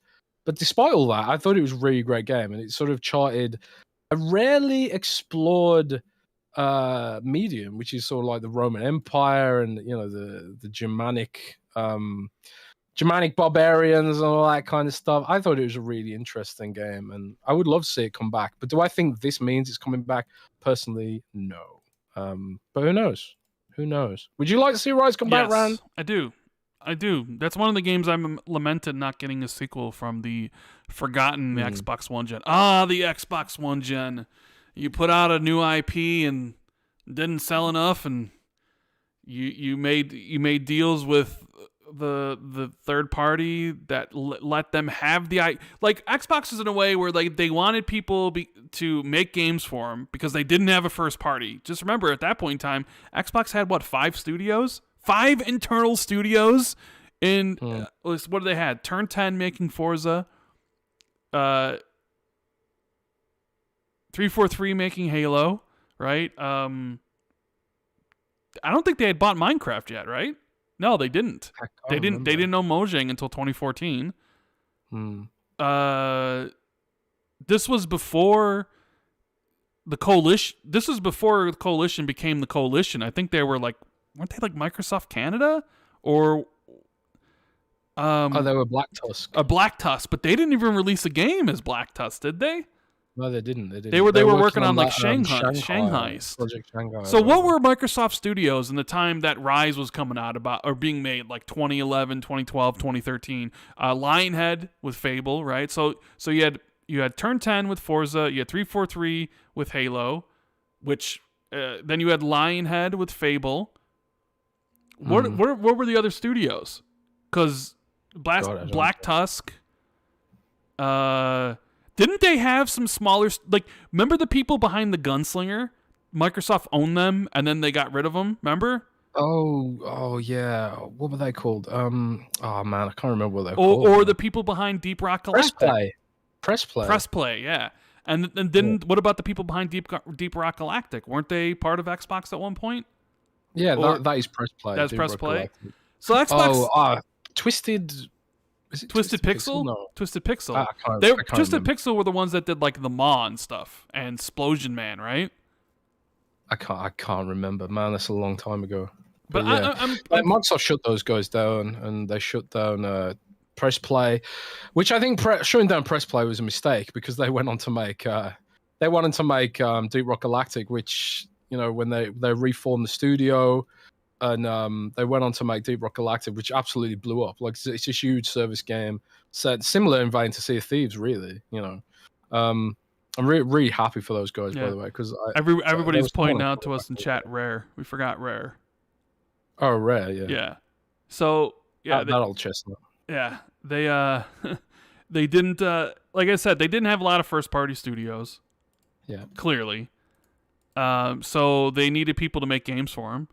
They went to certain studios, and in exchange for making the games, they let them own the IP. What a mistake! What a mistake that was. Because that's how you ended up with Rise being made by Crytek, but Crytek retaining the ownership of the Rise IP. How Insomniac made Sunset Overdrive, but they retained the rights of Sunset Overdrive, right? So I remember hearing that Rise 2, both Xbox and Crytek wanted to work on Rise 2, but they just couldn't come to an agreement. So they didn't make the game. I don't know what happened with Sunset Overdrive. I don't know who didn't want to make it. Did Microsoft not want to fund it? Did Insomniac not want to make it? I don't really know. But Microsoft was in a position where like they needed to kind of like bend over backwards to the developers to make games for them, so let them own the IPs, and then like you didn't get any sequels from them, partially because the games didn't sell well. But yeah, I always thought that like, man, imagine Rise if it started off as like a regular game instead of like a Connect game that morphed into a regular game but / Connect game. Like, imagine if it started development with a clear vision instead of, being a Connect experience at first. Like, I always kind of viewed it like, oh, this could be Xbox's God of War, right? It's kind of more melee focused experience, right? You could see a jump like Rise 1 to Rise 2 could be a jump like Uncharted 1 to Uncharted 2, where you give the team more time, or and they nail what they want. And then with the Xbox One gen, we just didn't get that. It was just kind of just like one and dones. Quantum Break comes out and is like, well, do you no remember, sequel. That was like a huge talking point and a huge narrative that like content creators were talking about a lot, was this idea that Xbox just doesn't make sequels. They didn't like do that. Like the jump from, and a lot of people say Mass Effect 1 is the best Mass Effect, but That's at least lie. from a technical, That's a lie from hell. It's a lie, but a lot of people do seem to think this. Yeah. But the at least on a technical level, the jump between Mass Effect 1 and 2 was absolutely gargantuan. Yes. Yeah. So like and then you talk about Uncharted 1 and 2, significant jumps in quality and budget and all that kind of stuff. And it kind of like the vision of the original game kind of realized and informed with a sequel. And then you got a sequel, you've already done your marketing, it's already established. So, you spend all this money to market your new game. And then like Microsoft was just in this habit of throwing it all away, throwing it under the rug. It's like Microsoft says, like I said earlier, Microsoft had this philosophy of games have to earn their sequels, but they won't even give some of these games a chance to earn a sequel. Like I think we'll see from I hope that we'll see from Alan Wake 2 that Microsoft made a mistake and not funding that as a sequel. I've got a feeling that we may well be in that sort of discussion in the future, where it's like, why did Microsoft fund this, and why do we have to get Epic Games to do it? This could have been a great horror exclusive for Xbox, and whatever. But I suppose it just is what it is, and shit happens, baby. Shit happens. But we'll see what happens with this gen, because the one outlier here, I suppose, is State of Decay 2. Like State of Decay 2 was a rough game. There's a lot of issues with it. They made a multiplayer open world game with tethering, which I absolutely hate with a passion. I hate games that do this. Like, why give me an open world and then not let me move around it? But they've done all that stuff for technical reasons at the end of the day. They use Unreal Engine 4, which supposedly isn't particularly great for streaming, streaming data, which is why Gears of War has these like massive gates everywhere, supposedly, to sort of gate the streaming of the next zone. Don't know how true that is. I'm not a dev, but that's one reason that was given to me at some point. But it's interesting to sort of think about where games like State of Decay will go, and maybe will Microsoft sort of prove or disprove this sort of narrative that they can't put out a sequel. I want to hope that they will prove they can do sequels now, but no telling. There's just no telling. I'll have to wait and see. Yeah. Again, it's that whole waiting thing. We're just waiting and waiting and waiting. Damn, Jez. Well, I mean, so you don't think them using the Rise graphic means they're working on Rise 2? No, I do not. I personally do not. I'm gonna be optimistic, and I'm gonna you know what? Yeah, you know what? Why not? I think Rise 2 could be a thing. So is that one of your? Oh, here we go. Here we go. No, it's not. It's not. There's been Here we go. There's guys. been a rumor for a while about a Rise 2 among a bunch of other games that they were doing, like leaked stuff that some of it came true. So, because Here we go, guys. why use that and not use like an image from Crysis or an image from what's that shooter that they made? Hunted. No one knows what those are.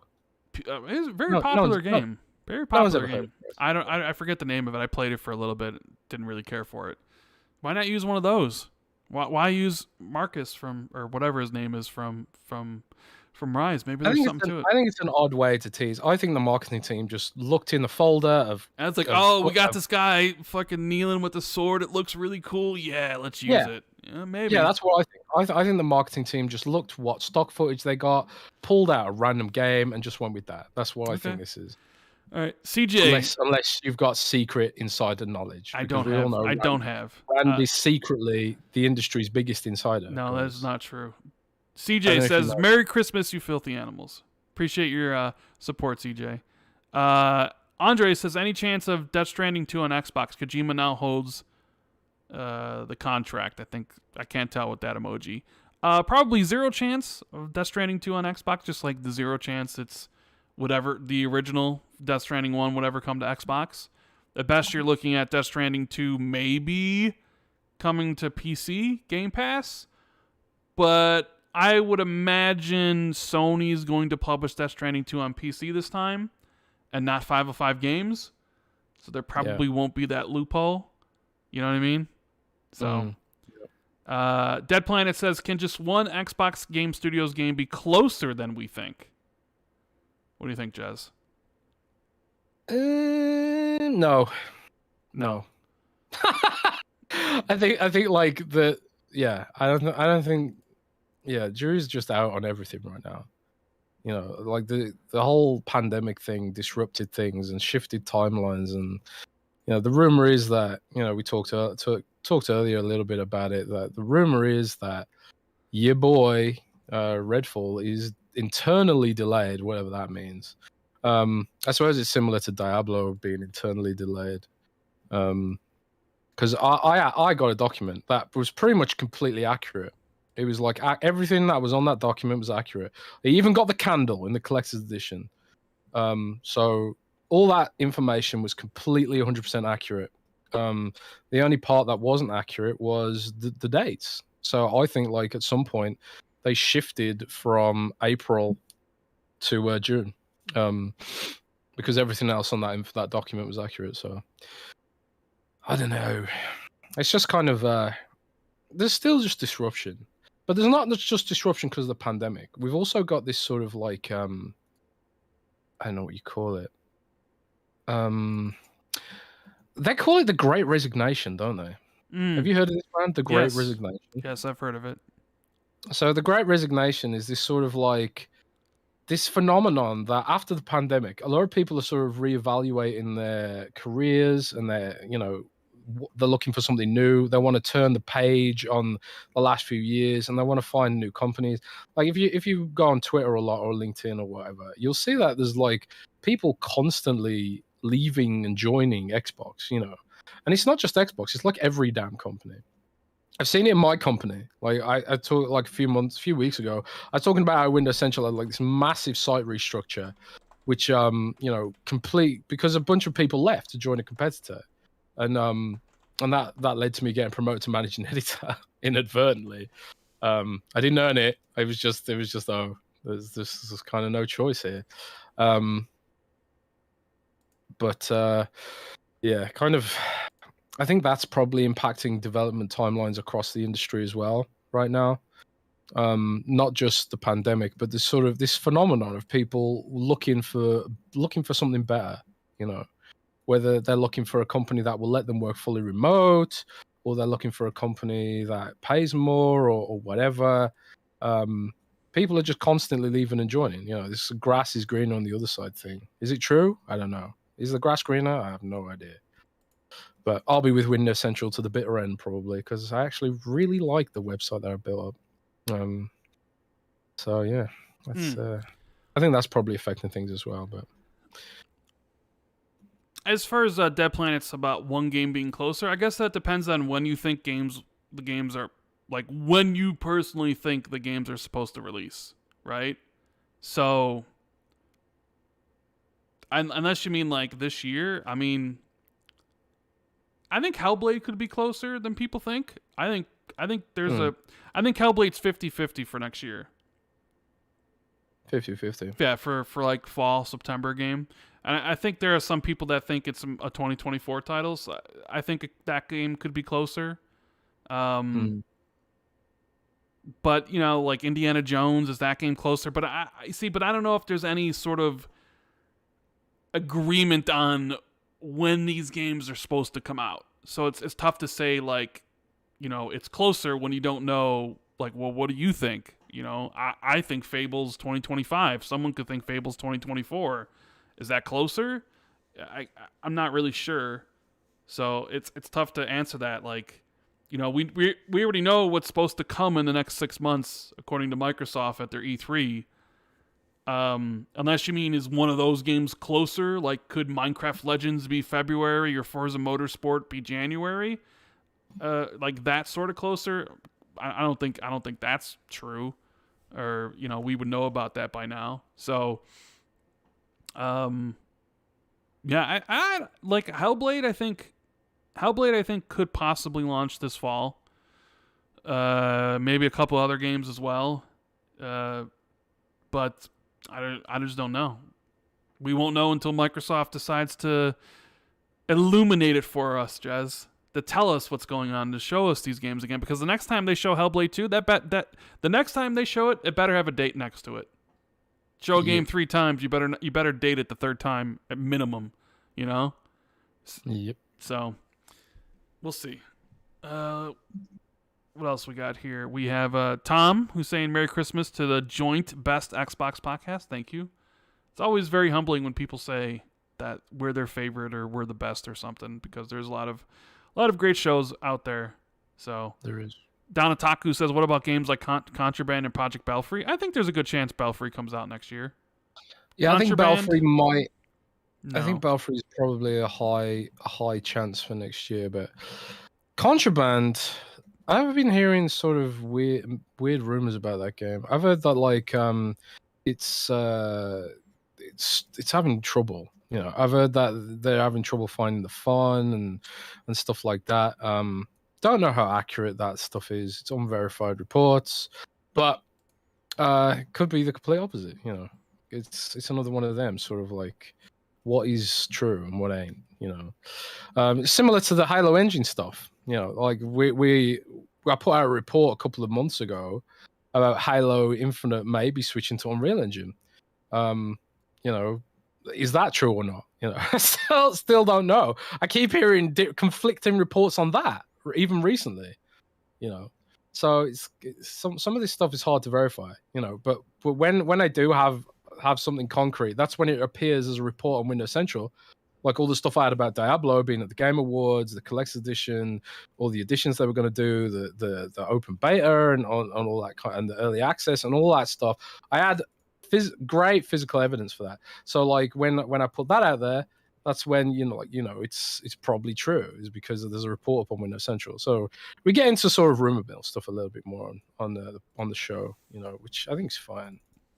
But yeah, I guess we'll find out. We'll find out about Contraband. I hope it's in a good state, because the premise of Contraband is very, very interesting and compelling. This whole sort of idea of the game revolves around heists and planning heists with your friends in a sort of service sort of driven game world. I think that's super compelling and could be really good. It could be like another sort of Sea of Thieves success story if they do manage to get it all sorted, but we'll have to wait and see. Yeah, I guess we will. Jez, there was the survey that came out recently that suggested Microsoft might be looking at a cheaper ad tier subscription for Game Pass. You wrote about it. Yeah. I was the one who sent it to you. So you're welcome for all the views you got on that. I don't know, did that article do very well? I did all right. Did all right. So basically, there was supposedly, because I don't know where the source of this was. Like, was it Spanish? Spanish, I believe. Well, from Recent Era, but I believe it was like in Spanish. It was a survey talking about future subscriptions for Game Pass. One of them was the family plan, which we know exists. They're testing it in 2 countries, but still not available here in the U.S. I do wonder when that family plan is going to make its appearance in the U.S. market or the U.K. market. I think in my mind, they're testing it right now to make sure everything's okay. So when like the big games come out next year, like for Starfield, like I figure, I don't know, to me it's kind of like that's the sort of game like feature you want ready for your big release like Starfield, you know what I mean? So that hasn't happened yet, but we know it's real. But this survey was also suggesting that Microsoft is asking for feedback on, would you guys be interested in an ad-supported Game Pass tier? Basically at $2.99 a month, which is incredibly cheap. It would feature online multiplayer that you would get with it to play your online games. And it would include Xbox's first-party library. So just their first-party games like Halo and Forza and stuff, but no third-party content. And new releases were delayed by 6 months. So if Starfield comes out in May, you wouldn't be able to play it in this ad-supported Game Pass tier until November. And it'd be something like when you go to play a game, you very much like how Netflix is right now, where you watch something, they show you a whole bunch of ads before you watch the content. And it also so happens that Microsoft is also the ad curator or sponsor or platform for Netflix right now as well. So what do you think about the survey? And do you think this is something that Microsoft... Do you think it's wise for Microsoft to implement this? Is this how Game Pass is going to evolve in the future with more tiers, lower price tier, higher price tiers? What do you think about this? We talked about the idea of an Xbox Game Pass Lite for what feels like years at this point. You know, I think Game Pass is a vehicle for access, right? One of the things that happened to me this week was my Samsung TV got the update. The update for Xbox Game Pass right on my TV, so I don't even need to turn on my Xbox anymore to play certain games, which is really cool. So the whole thing about this is access, right? Imagine, you know, a sort of you don't even like need to pay for Xbox Game Pass. Maybe they've got a tier where when this, I mean, so some of this stuff is server capacity, right? You know, I don't think they want to do a free tier of Xbox Game Pass because it'll blow up the servers.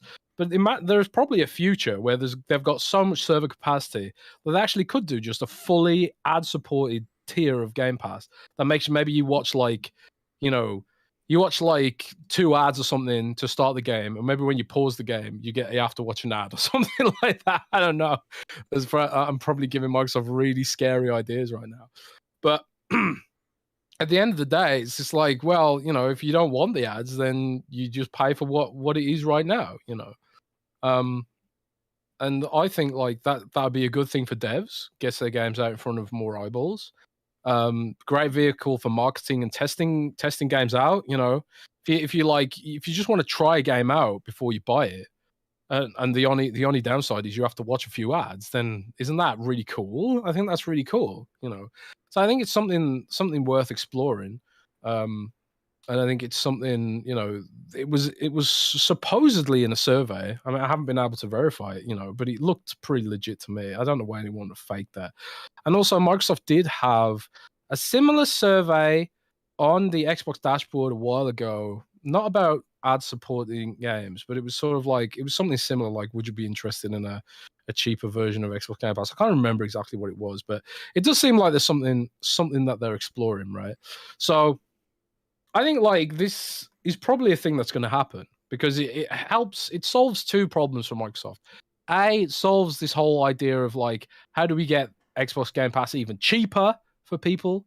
And there's also like, for their Bing ads business, which I know you don't care about, but this is like a huge growth area for Microsoft. This is video ads, which is like something they're doing with Bing, which is surprisingly a healthy business for Microsoft. So yeah, I think it's something that'll happen.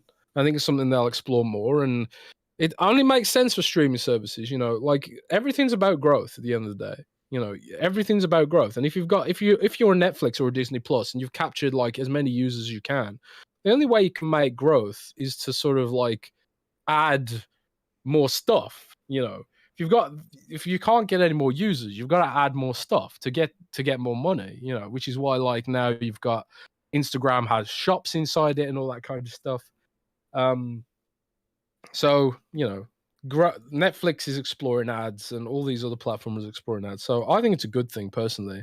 And if you don't want it, then you don't need to have it. You just subscribe like we got now. So I think there's all sorts of things they'll be exploring to help it. But yeah, it's just business, right? Yeah, but ads are a slippery slope, bro. Slippery slope to go down. What is that? What is that? Are we not on that slippery slope with the Manscaped and the BetterHelp stuff and all that kind of thing? I mean, sure. I guess you could make that argument. And we are on YouTube, and there are ads on, podcast services or whatever. But we're also not a $1 trillion corporation. Are we not? Well, I mean, I wish we were, but we're not.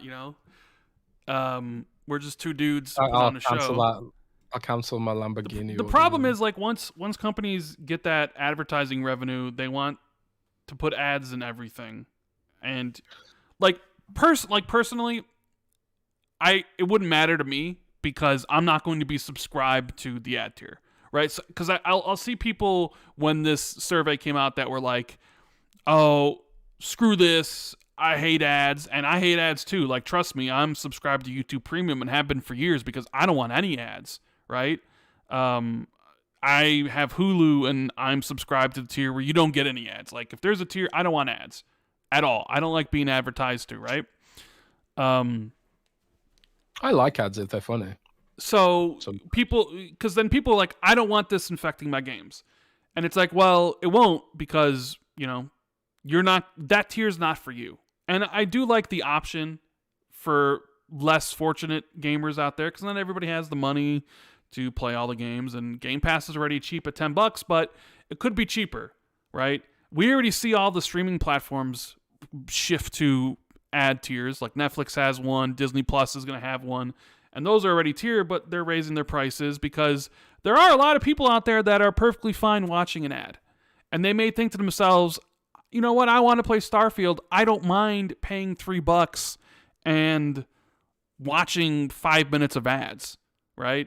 That's how YouTube's kept free.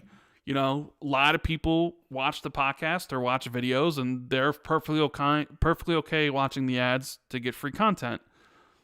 I mean, a really good example is publishing. Like, there's so many websites now, like Washington Post and Business Insider and stuff. They've all got paywalls. You can't read a full article without hitting this paywall thing. And that's because everyone was using ad blockers, So it's kind of like, it's like what you want free content or you want cheaper content. There has to be some business model behind that. If you still think Game Pass is too expensive, or you think YouTube Premium's too expensive or whatever, then there has to be a way to monetize. Otherwise, there's no point of business. You can't pay people. You can't run the servers. You don't have a business unless there's monetization, right? So, that's sort of like just the way it is at the end of the day.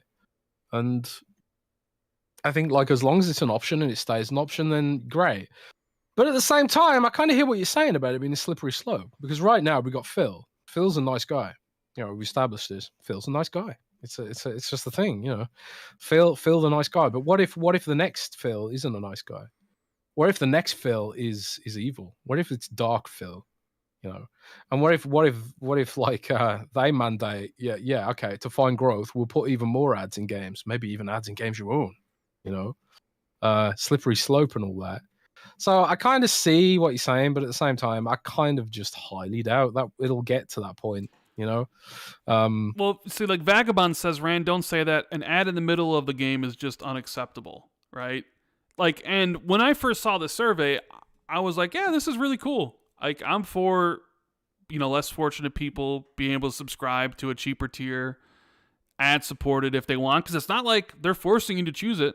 Like, you sign up for it if you want it, and some people are okay watching ads, right? And I'd be like, all right, I'm not going to subscribe to that tier. I got Game Pass Ultimate. I won't ever see any ads. I'm great. If other people want to watch ads before they game or during their game, more power to them. If they want to save money, who am I? You know? But also, at the same time, we've seen ads creep in. I'll use the dashboard as an example. We've seen ads. We've seen a dashboard that had no ads.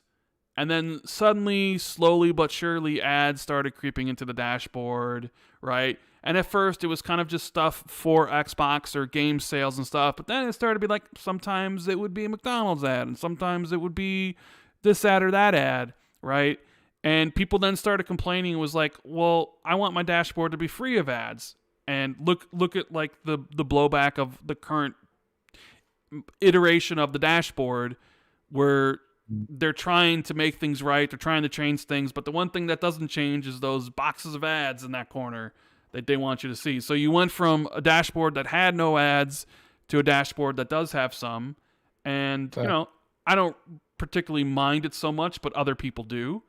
And, like, I'm, you know, but there's always a sense of, like, all right, well, you know, if you have one tier that's really cheap, like, what happens, like you said, years down the road, you have some new management in, but they're not as consumer friendly as Phil, and like, all right, well, now, you know what? Now there's two tiers that has some ads. And before, we were just going to keep it to ads before you game, but now, okay, now there's ads when you game, right? There's just that slippery slope where you have to just be kind of be aware of. Like right now and into the future, you're right, it probably is not going to be anything. It's just going to be people that want to save money and they're okay watching ads. So, hey, that's great. More power to you. You want to save some money, play some great games. $3 is really insanely cheap. I'm all for it because I love the idea of more people playing games. You know, but then sometimes, you know, things might take a dark path. But then again, like the survey doesn't mean it's going to happen, right? We've seen tons of surveys. We saw a survey where Microsoft's like, what if we bought your digital games from you and we give you money, right? There was that survey. Well, that hasn't been implemented. So just because they send out a survey doesn't necessarily mean, you know, things are going to happen. And they have all these patents for all these ad sort of things, you know, so it doesn't necessarily mean 100% for sure that sort of stuff is happening. But it does suggest that Microsoft is thinking about new ways to reach more people, right? Maybe the $10 is a barrier. Some people in chat are saying just release more games and don't do the ads. It'll get people to come to the platform. And, you know, there's some truth to that. You release more successful games like High in Life. You know, that'll bring more people to the platform to subscribe. But, you know, the business is always looking at future down the road. And maybe you can make the argument that something like this is more suited to other countries, you know, like Brazil or other places where maybe prices are too high and they can kind of lower them and get those people into the ecosystem for cheap. Although I would imagine they would still do it here too. Like if you're a PlayStation gamer and you're just like, you're happy with PlayStation or whatever, you know, $3 to play Starfield it becomes a no-brainer at that point, you know. So I don't know. It is what it is. My uncle's a big PlayStation guy. You know, it wasn't the ad tier that really caught my attention though, because I figured something like that could happen, especially with Microsoft being the provider for Netflix. I thought maybe that's something you could bring to Game Pass, because Game Pass is a streaming service. A lot of streaming services have ads, right? And we've seen patents saying that people are working on it. So it's like, that's not the interesting part of this.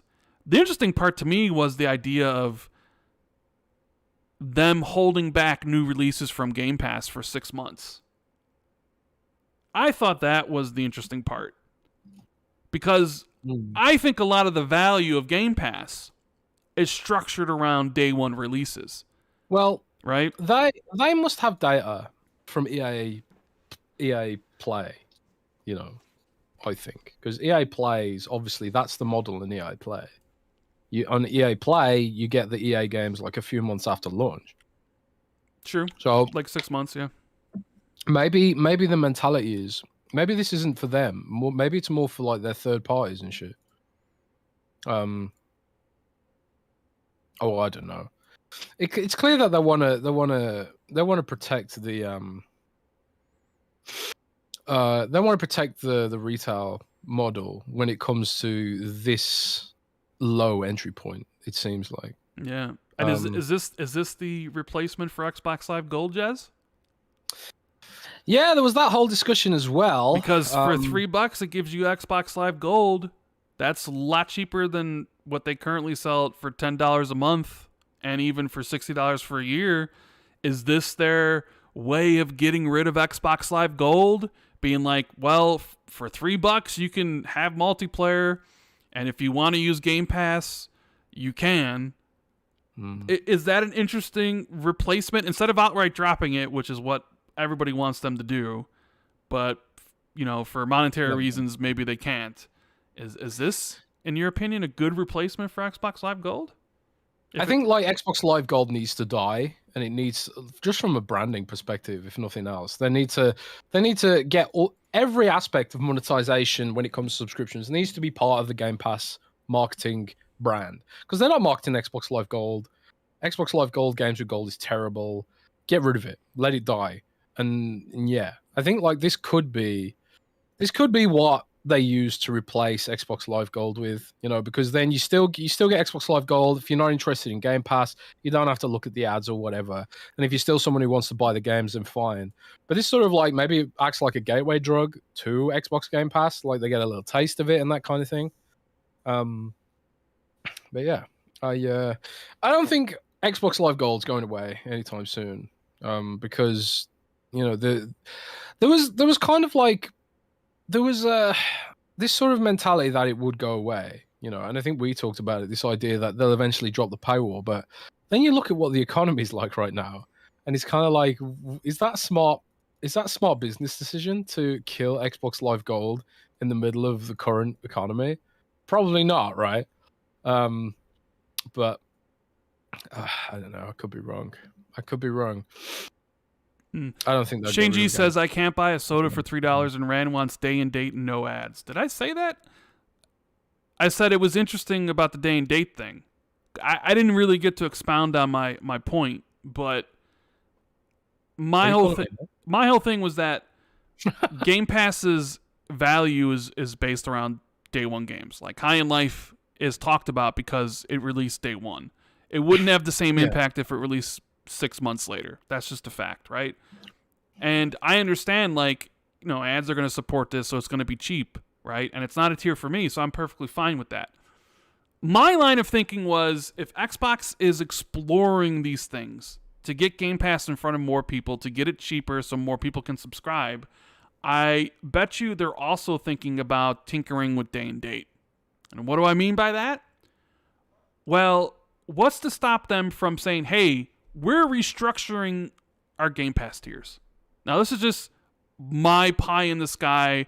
When I saw these things, I was thinking, like, if I was a corporation and I wanted to kind of rearrange some of this stuff, how would I do it, right? So you introduce a really cheap tier, $3, ad-supported, only first party, new releases are delayed 6 months.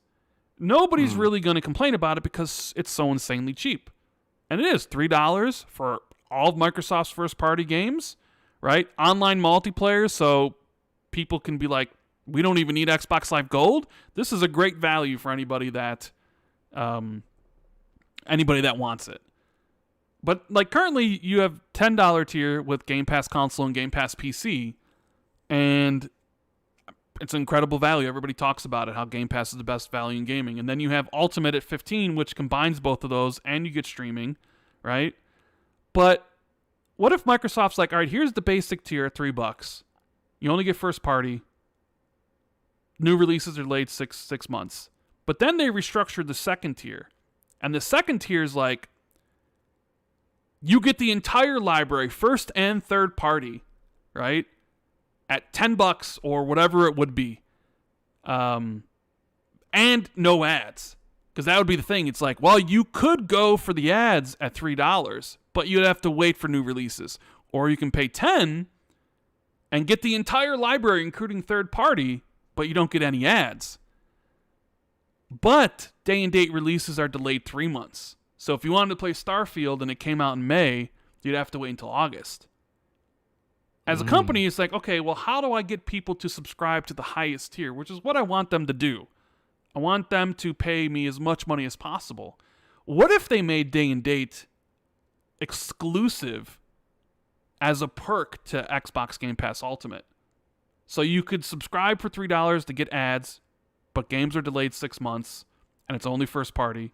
You could have the second tier where it's normal, and you get all the games, including third party, but you have to wait 3 months, and you have no ads. But then you get Game Pass Ultimate, which gives you PC, which gives you streaming, gives you console, and its biggest perk is that you have day one releases and no ads, and it's first party and third party.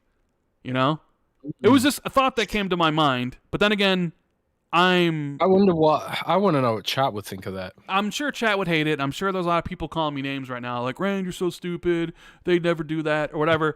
It was just a thought I saw, because it's like, if they're experimenting with ad tiers and like holding back games for, 6 months or whatever, I would imagine they probably thinking about ways they can reconfigure the tiers where the perk of Game Pass Ultimate would be day one. Because right now, Game Pass Ultimate is just, it gives you PC, it gives you console, and it's streaming. And honestly, I don't, like, the biggest value for Game Pass Ultimate is really that it combines gold and console Game Pass. Because if you're a PC user, and Microsoft has talked about how their biggest growth is going to be on the PC side of things, a PC user doesn't really need Game Pass Ultimate because they don't need gold to play multiplayer, right? And most PC users don't give a shit about the console.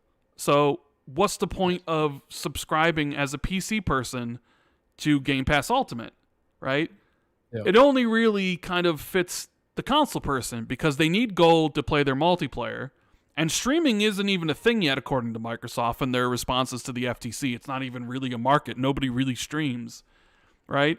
So I was thinking, well, like, how could you increase the value of Game Pass Ultimate for everybody, right? Including people on PC. And I was thinking, well, man, if you made Game Pass, if you made day one releases, which is the bread and butter of Game Pass, which is why a lot of people consider it a better service than PlayStation Plus, because PlayStation Plus doesn't have day one releases. Like, that could get PC players to sign up for the extra money if, like, oh, well, I need this tier to play these day one games. And the only reason I was thinking about this was, the idea of them being like, oh, well, 6 months delay for the ad tier. I was thinking, well, if they're thinking about that, maybe they could be thinking about other things. Now, that's probably not going to happen. It's just kind of something I was thinking about, and I don't have a bachelor's degree or master's degree. I'm not in marketing. I'm not in business. I don't know the numbers, so it was just something that came to my head. Like, if I was that, how could I add more value to Ultimate to get more people to subscribe? The value of Game Pass is day one, you'd make it like that's the tier you want to subscribe to. Anyways, that was a thought I had. I think I even floated that idea to you, didn't I? I can't remember. Maybe you did. I don't Of have a very course. good memory. We've Yeah, established you don't. this. You don't have a. You don't have a good memory. We don't remember. But yeah, I think you're right that there may well be restructuring coming. And now would be the time to do it before it blows up or doesn't blow up, as the case may be. So I guess we'll see what happens next year. I think the state of the economy is probably giving them a lot of food for thought about how can we get more money, how can we reach more people, how can we reposition some of this stuff, because the world has changed, especially with regards to tech. I don't know if you've seen Tesla's share price. I would not like to be a Tesla investor right now. I'll put it that way. Yeah. But it's not just Tesla though. Like, a lot of people are saying like it's because of the Twitter thing, but I mean that's probably an aspect of it. But all tech stocks are down really badly. Like Microsoft's down, I think something like 25%. Even Apple's down, which is crazy. But the world has changed. There's a whole sort of like.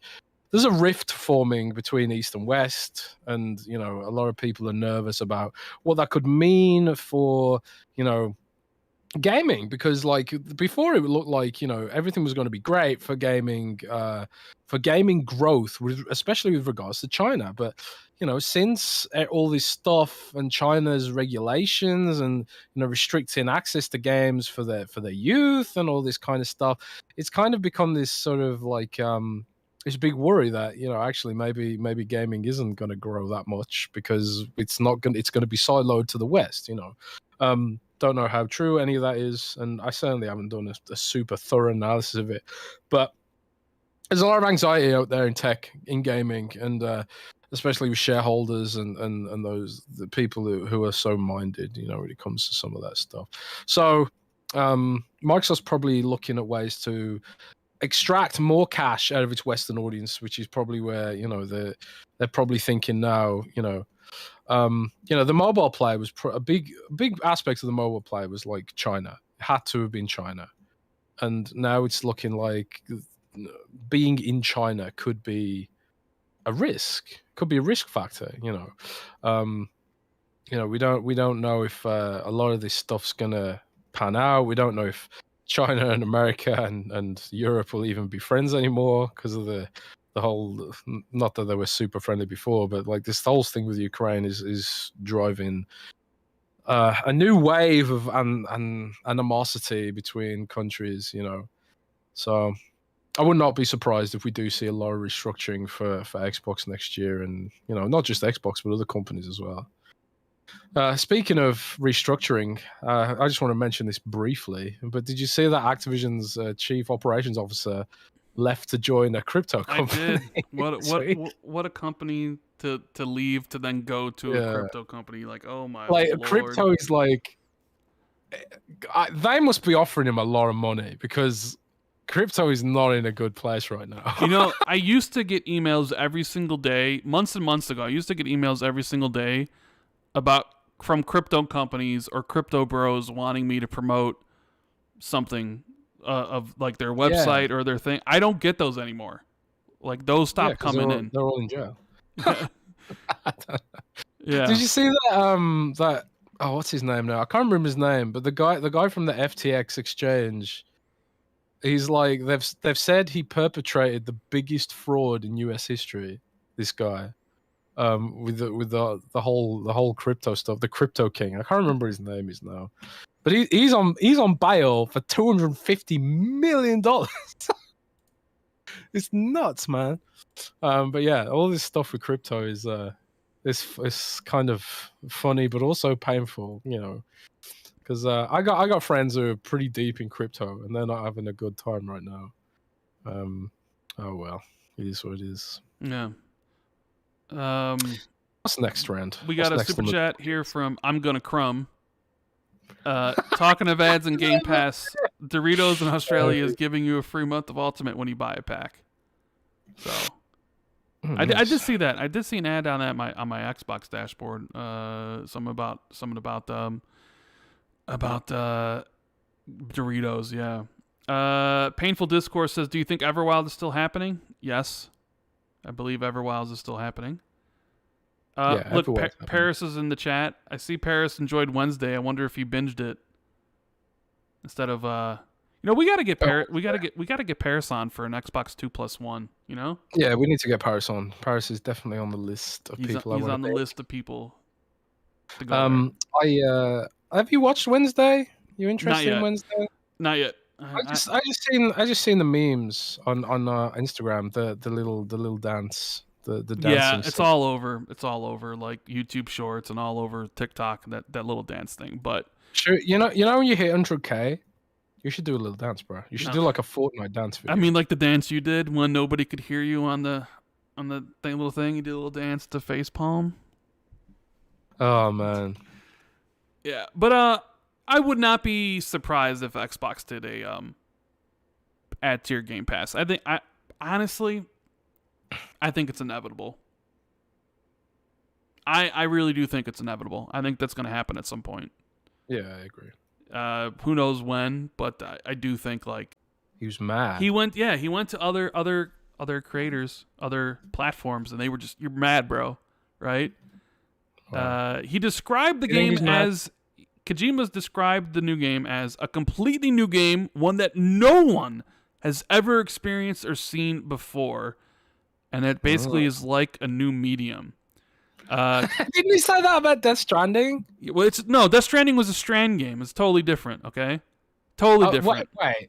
Have you played a Strand game before? Because I certainly haven't. I have not played a Strand game before. Well, I did. I played Death Stranding, but yeah. So Kojima said that the game was pitched to a large number of potential partners, but Microsoft was the only one to get the concept, while the others thought he was mad. Quote, I tend to get easily bored. Part of why I've been able to make games for 30 years is because new technology replaces the old so quickly. The tech you use today may not be applicable tomorrow, and I'm interested in figuring out ways to incorporate the new. Making the wrong choice can result in failure, of course. It's a bit like a space program in that way. The project we're working on with Microsoft is one I've been thinking about for 5 or 6 years already. The project required infrastructure that was never needed before, so I discussed it with lots of different big companies and gave presentations, but they really seemed to think that I was mad. It was ultimately Microsoft who showed that they understood, and now we're working together on the project, including the technology front. So this is going to be, it's going to need servers. Like it's kind of like when he's talking about like, you know, needing technology. It's the obvious thing there is that they're talking about servers. So this is going to be some kind of, it's going to be some kind of cloud-based game, some kind of, I don't know what you call it. Is it going to be a multiplayer game? Do you think? You think he's talking about?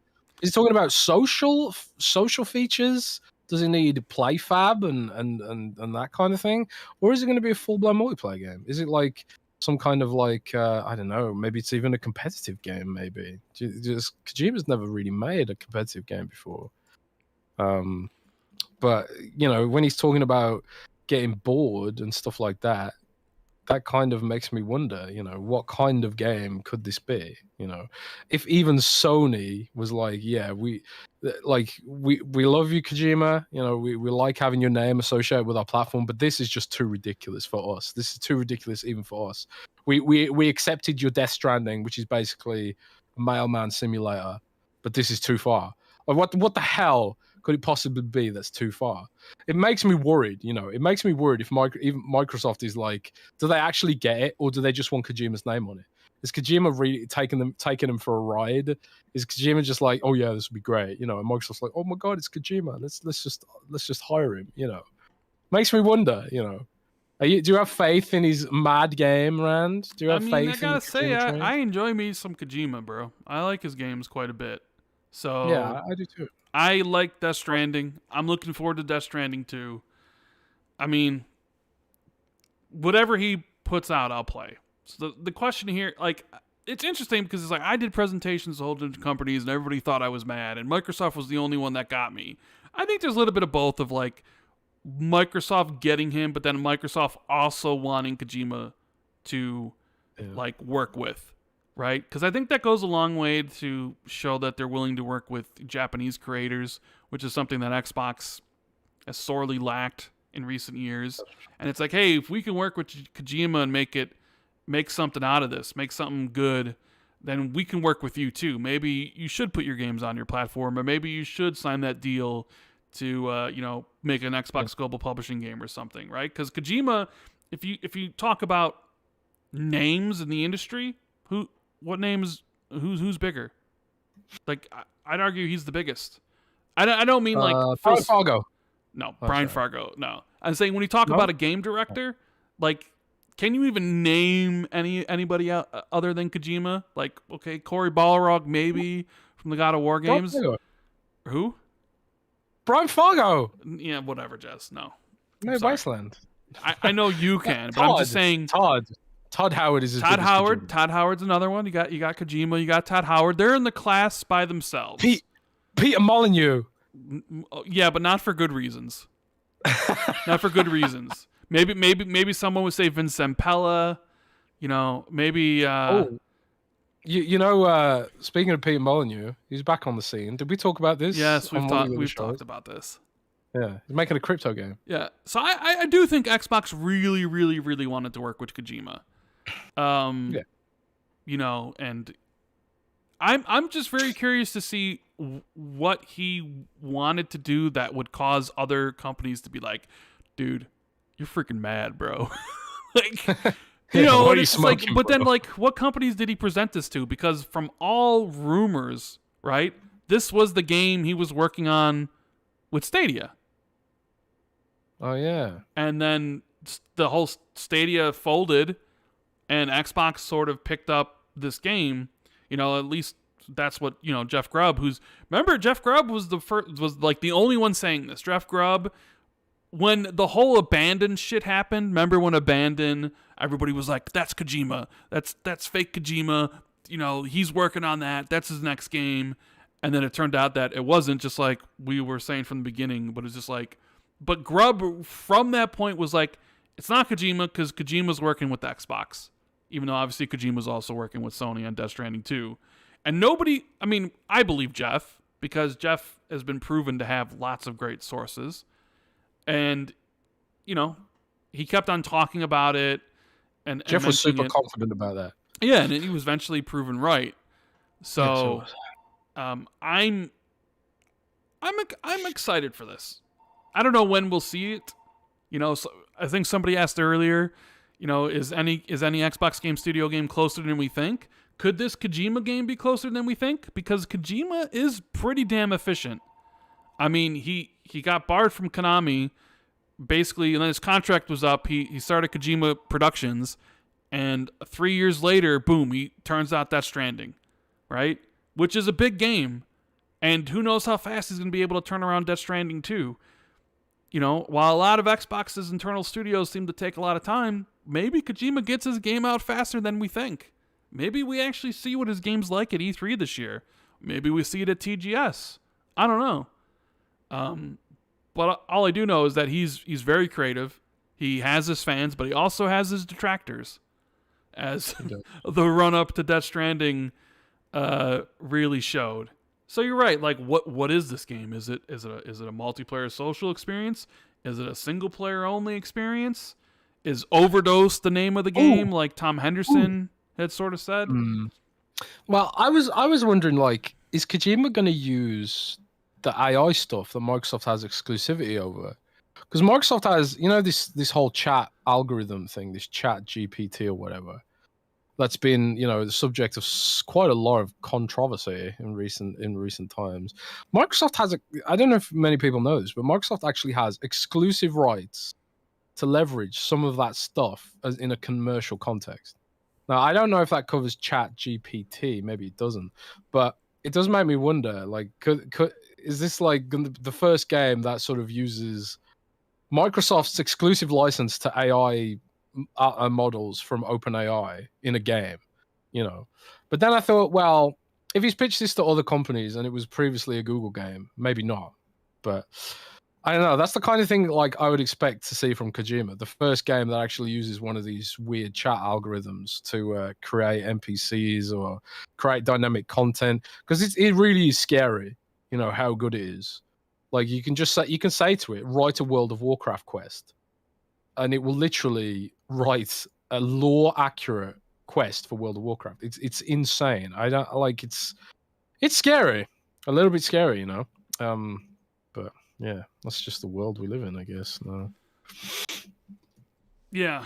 Alex, the super chat says, "Hey guys, sorry if this was asked already, but did you guys see about that Redfall delay rumor? Have a great Christmas, fellas." Yeah, we talked about that at the very beginning of the show. You know, it's hard to say if it's been delayed considering it had no release date anyways, other than like coming before June or coming before E3. You know, we'll have to wait and see. You know, is there an Xbox showcase early next year? Hope so. Cross my fingers. And if there is, that'll be the time to really tell us when the game's coming, because you're going to have to. And I did see Redfall tweeted today. They showed off a little GIF. Nice little particle effects going on. Looks like a glory kill taken after id. So, yeah, I'm very excited about Redfall. I love me some Arcane. You know? Yeah, Arcane is sick. Yeah. What else we got here? Gamers sue Microsoft, Jez. Yeah, gamers sue Microsoft. This is my favorite story of the week. Actually. Is it? What do you? Yeah, it is. It's kind of funny, you know, kind of funny. I think. Well, but what was you gonna say? What was so funny about it? What made you laugh? Well, it's just kind of like these guys. PlayStation. Are so invested. Yeah, probably. We probably know some of them. Some of them probably are on Twitter and have YouTube channels, you know, that talk exclusively about how much they hate Xbox. I would imagine, you know.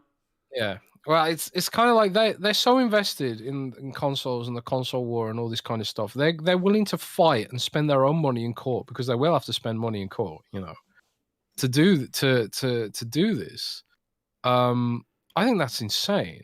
I think that's really strange, you know, because there's no case to answer. You know, they'll lose if the case even goes ahead. It'll be a straight loss, and you know, especially if we get into a point where all the regulators have approved it, the European Union's approved it. You know, the FTC is praying that the European Union wants to block it because that'll give them more clout or whatever. But, you know, if the European does approve it, and so far the signs are pretty positive, because Microsoft's been very friendly about unionization, and a lot of Activision Blizzard staff are in Europe. They've got like thousands of customer service employees in Ireland and Germany and France and stuff like that. So, you know, it's kind of like it's more of a labor thing in Europe than it is in America, where it's more of an IP thing.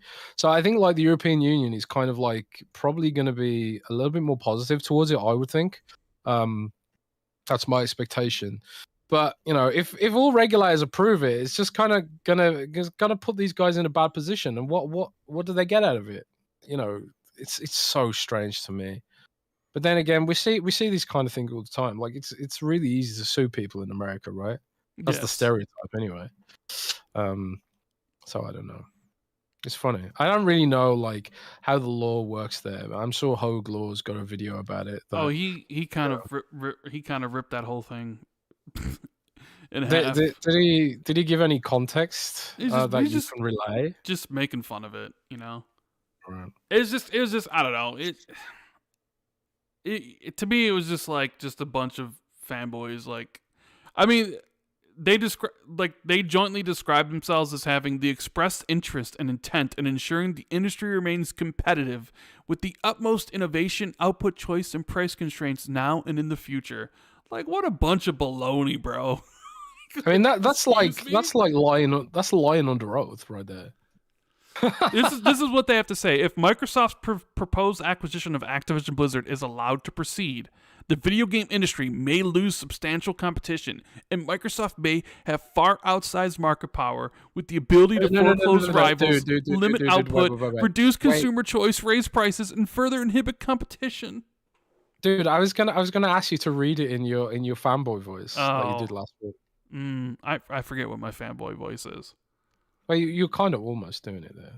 Yeah, it kind of reminds me of Francis, the Boogie. Sounds like a lawyer just taking advantage of some some kids, some console warriors on Twitter being like, "Yeah, I can do this," and you make some money or whatever. I would imagine.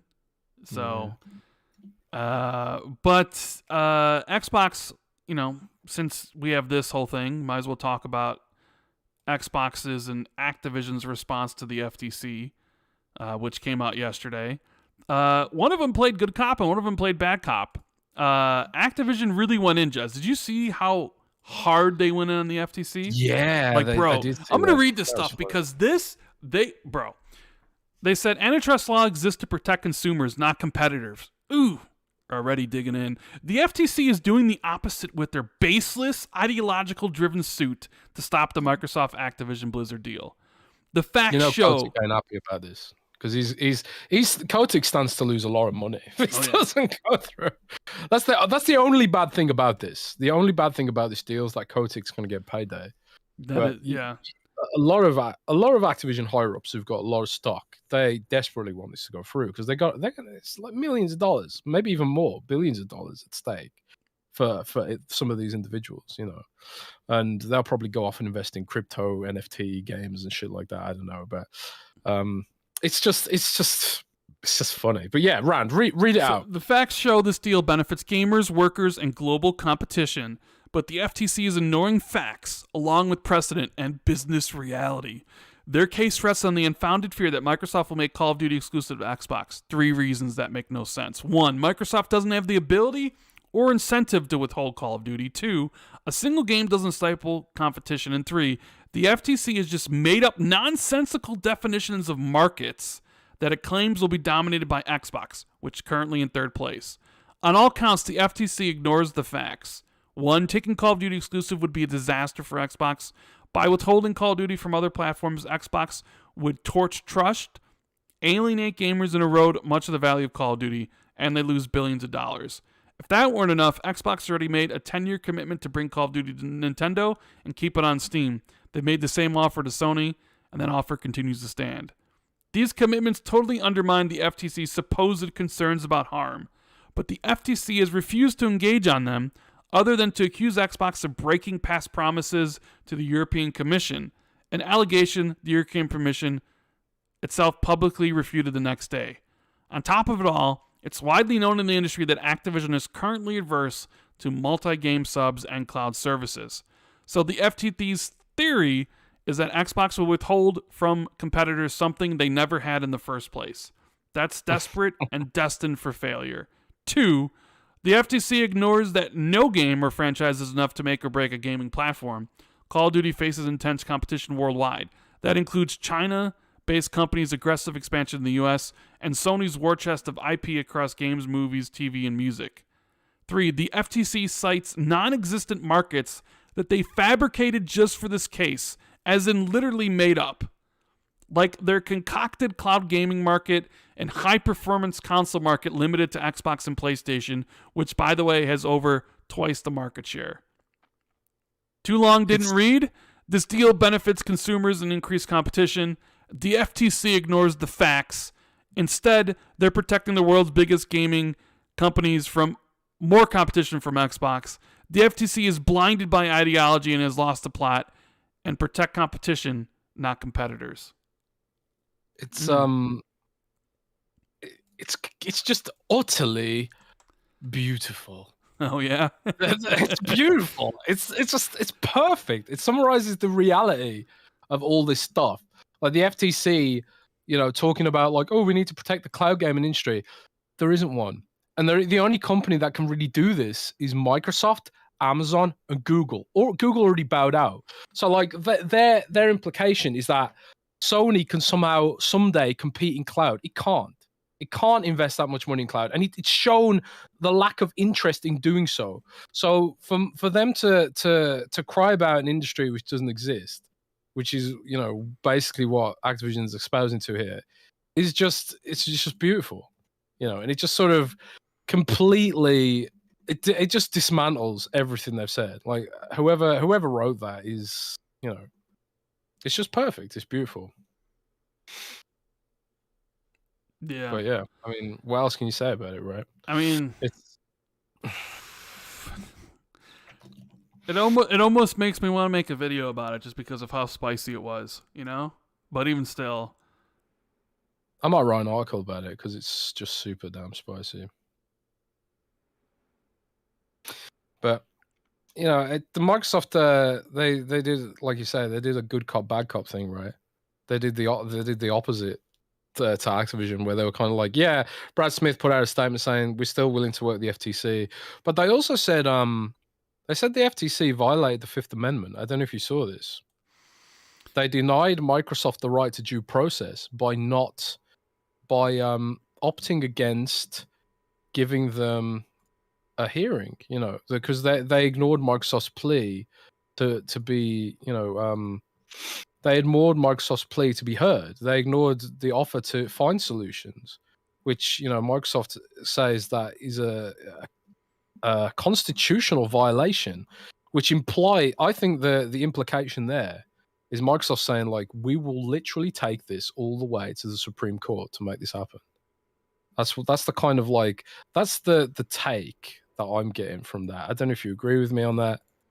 But yeah, no. the fact that they're bringing up constitutional rights now, Well, that is a thinly veiled threat to take it all away. Well, they have to. Well, Xbox or Microsoft, rather, in this case, has to attack it. Has to be as aggressive as they are because, you know, they're gonna want to acquire more things, whether it's for Xbox or whether it's for the company, and they can't have this sort of thing stopping them from doing it, right? So they need to basically destroy this before, like, you can't back down from this, because if you back down from it, like, what about when you want to acquire something next, and they just stall you out? Like, so they have to, and I think they know if it goes to court, they'll win. So I think what Microsoft is hoping for is that the European Commission passes it and that the CMA passes it, right? So if you get pretty much everybody except the FTC to pass it, I think they can close the deal, right? And the FTC, because, like, what the FTC filed doesn't prevent them from closing the deal.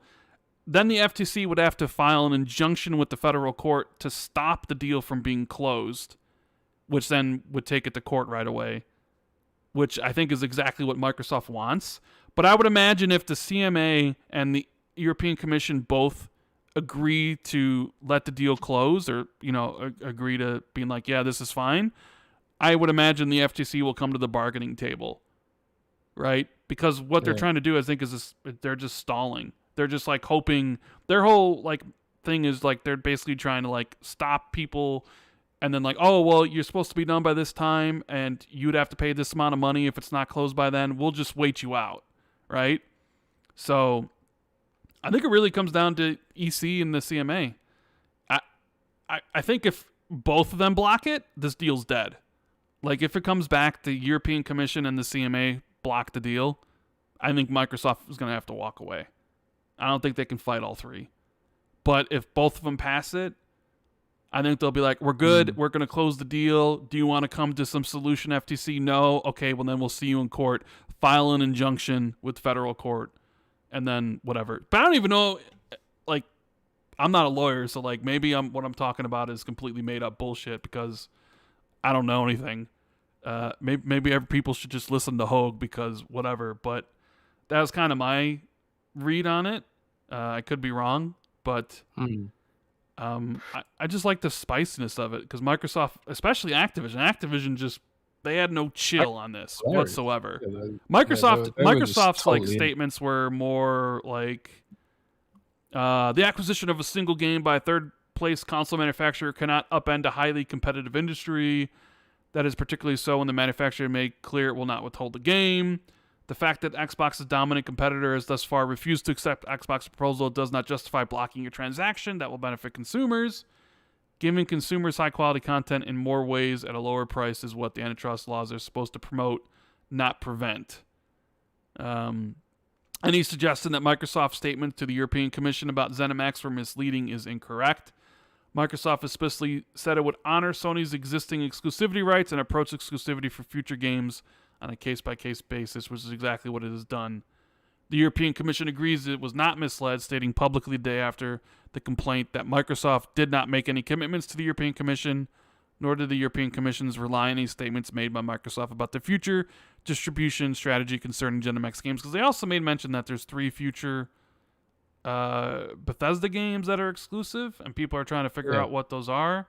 I would imagine it's Starfield, Redfall, and Elder Scrolls 6.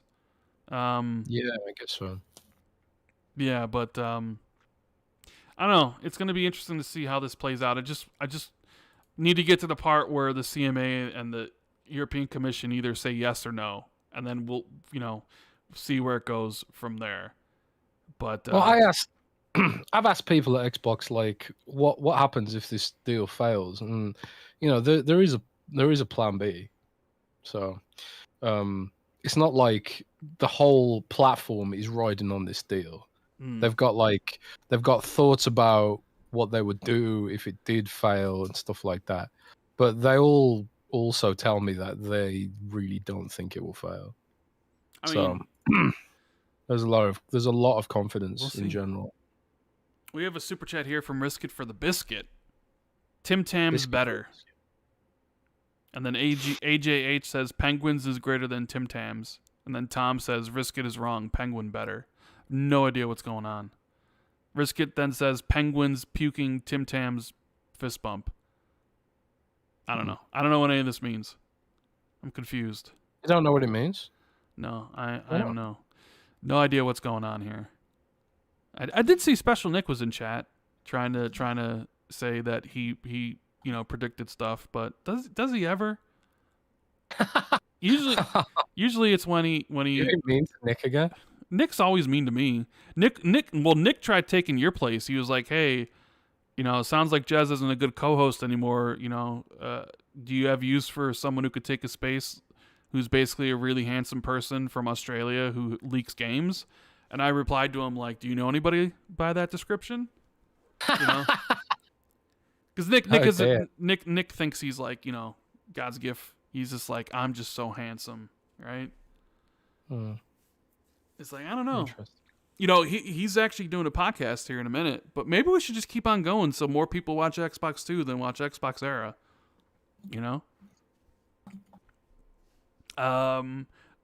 The CMA also revealed that their public documents from the people that sent in emails, which I still can't believe the CMA is like, yeah, guys, write us emails. Tell us why we should let this deal pass or why we should block it. And they said that it's because they're super ignorant. They don't have a clue, and that's basically an admission. So they revealed that 3/4 of the public response was in favor of the deal, and that 1/4 basically wasn't. And that I think they actually got in total, they got like 2,100 emails in total, or 2,100 emails. No, wait, it's 2,600 emails, where 500 of them were like basically either mean or unintelligible or weren't from the UK, where they had to completely disregard. And so 2,100 that they could use, and out of those 2,100, 3/4 of them were in favor of the deal, basically using all the talking points that we've talked about here in the show previously, or that Microsoft has said, versus like the 1/4 that was like, very much like, you can't let Microsoft do this. What about Sony? About Sony. So yeah, that's all that's going on with the Xbox Activision update every single week. Hopefully there's new stuff that happens early next year, because I think we might find out kind of what's going to happen with the EC in January-ish. So maybe all this could be put past us, instead of constantly same stuff. I just really liked Activision's response. They basically just called FTC out on their bullshit, which, all right, that's fine by me. Oh man, people are. Oh, I get the biscuit war now. Oh, what the hell is a Tim Tam? I don't even know what a Tim Tam is. I don't know what the Tim Tam is. What is a Tim Tam? I've never heard of it. I've heard of a penguin. Penguins are great. I don't know what a Tim Tam is. Do you have penguins in America? Penguins? The chocolate bar. Chocolate bar? I don't think so. Oh man, that is horrible. I'm never moving to America. Can you imagine a country that doesn't have penguins? I guess that's America for you, baby. But What's your favorite chocolate bar, Rand? My Do you like favorite chocolate chocolate bar. That's an interesting question. or biscuit or something? I Or mean, cookie, sorry, or candy. my favorite candy is probably Reese's Peanut Butter Cup. Oh yeah. I love me some Reese's. But like Milky Way, maybe for my favorite candy bar. Milky Way's alright. Milky Ways are pretty good. You know, I love me some chocolate. I didn't like Snickers for a long time because I didn't really like peanuts very much. So I wasn't really a fan of Snickers. Kit Kats are really good. I like Kit Kats. Oh, I love Kit Kats. I do like Kit Kat. Do you have Kit Kat Chunky in America? No, I don't think so. Never heard of Kit Kat Chunky. Oh, you don't have Kit Kat Chunky? Oh my god! Well, Kit Kat Chunky, right, is basically a big ass Kit Kat, just a single, like thick Kit Kat. I had a feeling that was like British only, but yeah, Kit Kat Chunky is like just a huge Kit Kat. It's amazing. It's super good. That's probably my favorite actually. Kit Kat Chunky, sick. Do you have Lion Bar in America? Never heard of Lion Bar. Never heard of these things. These must be UK exclusive. Well, I think some of this stuff might just have a different name in America because you have Mars bars, right? Yes, I want to say. Yeah. We got Infinite Umbra saying "begun the biscuit war has," and Tom saying "take your Tim Tams and go straight to jail." What is going on here? Yeah, but it sounds like Tim Tams are the Australian version of penguins by the sounds of it. So basically, Australia is similar to England and Britain, but they've just sort of got like rip-off versions of all British stuff. So, like for example, they've got Vegemite instead of Marmite, which is just what? It's just weird, And they got kangaroos instead of badgers, I guess. Maybe they do have badgers in Australia. I don't know. Do there badgers in Australia? They've got platypuses instead of ducks. What the hell is a platypus? It doesn't even make sense. It's like the platypus is like a child designed an animal, basically. But how do we get on this tangent? I don't know, because whatever this war going on here. I don't know. Tim Tam is the best biscuit ever made. A penguin tried to imitate but failed. Unfortunately, UK suck at biscuit making. Man, is biscuit supposed what is a biscuit? When I think of a Biscuit biscuit, I think of a cookie. like KFC biscuit or something, right? Like No. A biscuit is a cookie. Yeah, but that's what we call cookies. The biscuits. Yeah. Oh, cookie is in Britain. A cookie is a specific type of biscuit. I gotta give a shout out to Player Essence in chat. Great dude, and he just hit 100,000 subscribers on YouTube. So, congrats to you, OJ. That's super Rock impressive, and roll, baby. One day, hopefully, I can join you. Maybe later on next year, at some point in time. Yeah, I didn't know biscuits were cookies. Yeah, biscuits are cookies. Like you call every kind of biscuit a cookie, right? And in Britain, cookies. We don't call them biscuits. What do you call something that isn't a cookie? I mean, what do you mean? Disc. A cookie is a cookie, and then other things are other things that have names. What are we talking about? I don't know what you call it. Like, is there anything like do you call an Oreo a cookie? Yes, an Oreo is a cookie. See, an Oreo is not a cookie. Yes, an Oreo is a cookie. Oreo is a fucking Oreo. It's not a cookie, man. It ain't a biscuit. Got, like, chocolate chips in it and shit. I mean, what? How is Oreo not a cookie? It is because it's a biscuit. It's a biscuit. What the? I swear, you UK people and Australian people with your weird. Oreo's a biscuit, man. If it's a cookie, right? It's got chocolate chips in it. Like people in the chat saying chocolate chip cookie, but that's what a cookie is. You can have a cookie without chocolate chips in it. It's still a cookie, right? But an Oreo's got cream in the middle, so it's not a cookie, man. It's an Oreo. A cookie doesn't have cream in it, man. What? So a cookie has to have chocolate chip? What about like sugar cookies that don't have? You can have a cookie without chocolate chips, but typically, when you think of a cookie, it's a chocolate chip cookie. I don't know.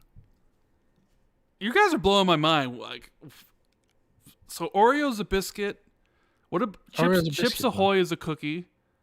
Chips Ahoy is a cookie, yeah. So what I other love Chips Ahoy, cookies I've been thinking of or eating my whole life are actually biscuits? Oh man, I don't know. I don't know because I don't know American stuff. I don't know American stuff that well. I'd have to inquire. I'd have to ask around, you know. Chia Walker I says think Oreo Jen is a started this cookie sandwich. I like that. I like that. A sandwich cookie. Yes. Yeah, see, I can accept that it's a sandwich cookie, but the fact that it's a sandwich means it's not like a typical cookie, you know? Yeah. Big Papi Mofongo says Oreo is a cookie. Quote, Milk's favorite cookie. They use that in the advertisements. They call it Milk's favorite cookie indeed. Oh, they don't call it cookie in Britain. They'd sure as hell call it cookie here. They get beaten up, man, if they said it here. Not a cookie, man. It's a biscuit. Like custard cream. Cookies. Yeah, do you have custard creams in America? I bet you don't. Custard cream's kind of like our Oreo. Don Itaku says, what about shortbread cookies? That's shortbread. It's not a cookie. It's shortbread.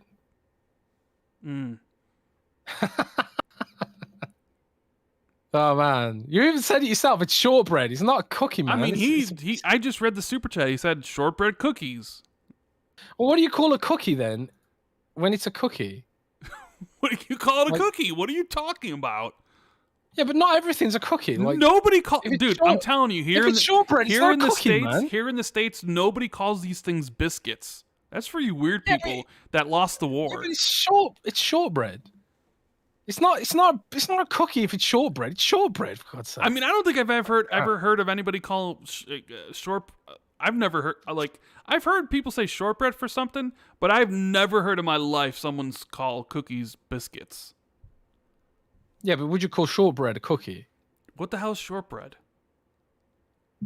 Oh God damn. Isn't shortbread a cookie? No, it's a biscuit. Well, I don't know. You'd have to send me a picture because I don't know. I don't know what shortbread is then. Oh, what the hell do you call a biscuit? KFC? You never get a biscuit when I KFC. think of a biscuit, I think of like a biscuit from KFC. You know, like what is a biscuit from KFC? What do you mean you don't know what a biscuit from KFC is? No, that's blowing my mind. You don't know what a biscuit's from KFC? Has it got chicken on it? No, it's just like a biscuit, bro. What are you talking about? What is a biscuit? What does it look like? It's like bread. That's like, you know, it's like you heat it up and it like expands, so it's like, you know, it's like a nice little biscuit. I'm sure everybody in the U.S. knows exactly what I'm talking about. So it's bread? Yes, bread. So it's toast? I wouldn't say it's toast. It's a biscuit. But what makes it a biscuit? That's what we call it here. It's the right name. But you just said it's bread. Yeah. A gun's a gun says it's a piece of bread, Jez. A biscuit is a piece of bread. Oh my God, damn it. Yeah, Colin Prime says he's got to be screwing with you. I think so too, man. I think it's so too. So bear with me 1 second. I got to switch over to another headset. Oh, man. Anyways, enough of that tangent about biscuits and cookies and stuff. Xbox lost PlayStation 1. Stop talking food. Talk Xbox games. Oh, wait. Yeah, you are the clown. Xbox lost PlayStation 1. Man, I can't believe this Rand just making America clown ruining my language. Man. Thanks for the money. Now you're hidden on the channel. Appreciate it. Is someone mean? I don't know. It's some PlayStation dude that sat here and listened to the whole show, like subscribed and wanted to super chat and being like, you don't have any games. It's like, okay, whatever, dude. I'm sure you can go to a different channel and peddle your BS. I'm not gonna stand for it here. I'm gonna Crumb says it's a scone, Jez.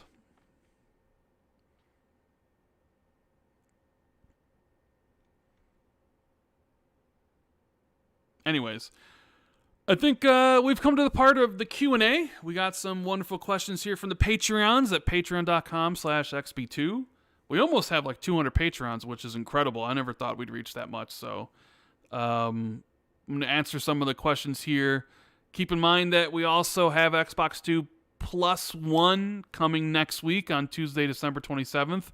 with the one and only Lord Cognito from ILP and Defining Duke. Should be a really good show. Can't wait to talk to him about everything Xbox. And then next week on Friday, we'll be back with another Xbox 2. And we'll probably have a bunch of people on. I need to kind of figure out like who would want to be on.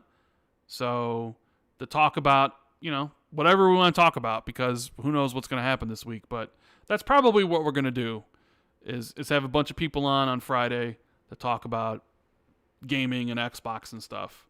So yeah. Risk It for the Biscuit says toasted bread is not a biscuit. What the F? But let's get to some of these questions, Jez.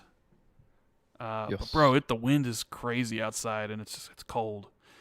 Jamie Mohan says, was just curious if you two ever play any games online with each other, or if that's a rare occurrence. It is pretty rare because of time zones more than anything. It is rare. We've only ever played once. It's not just the time zones, but we also have often divergent sleeping patterns. Like Rand will be getting up when I'm just about ready for bed and stuff.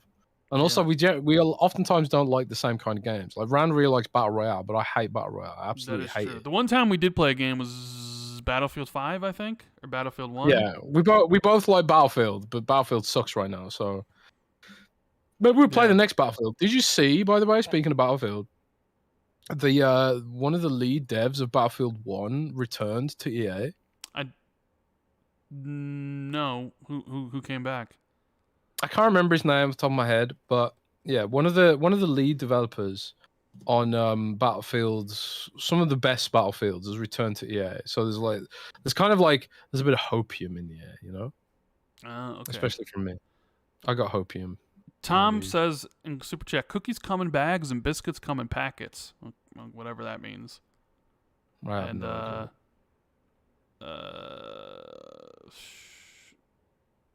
I just Eric think said I missed his super chat. I didn't see it, so just at me in the chat, and I'll make sure to read it.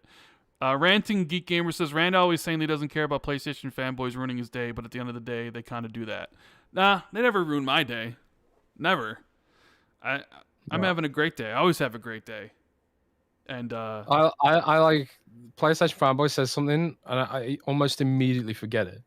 So it's just like it just doesn't not register. I don't really see a lot of their stuff because I have a lot of them muted, so they can scream into the void on my tweets. And the only way I ever really see it is if I go into my own thread to look at stuff.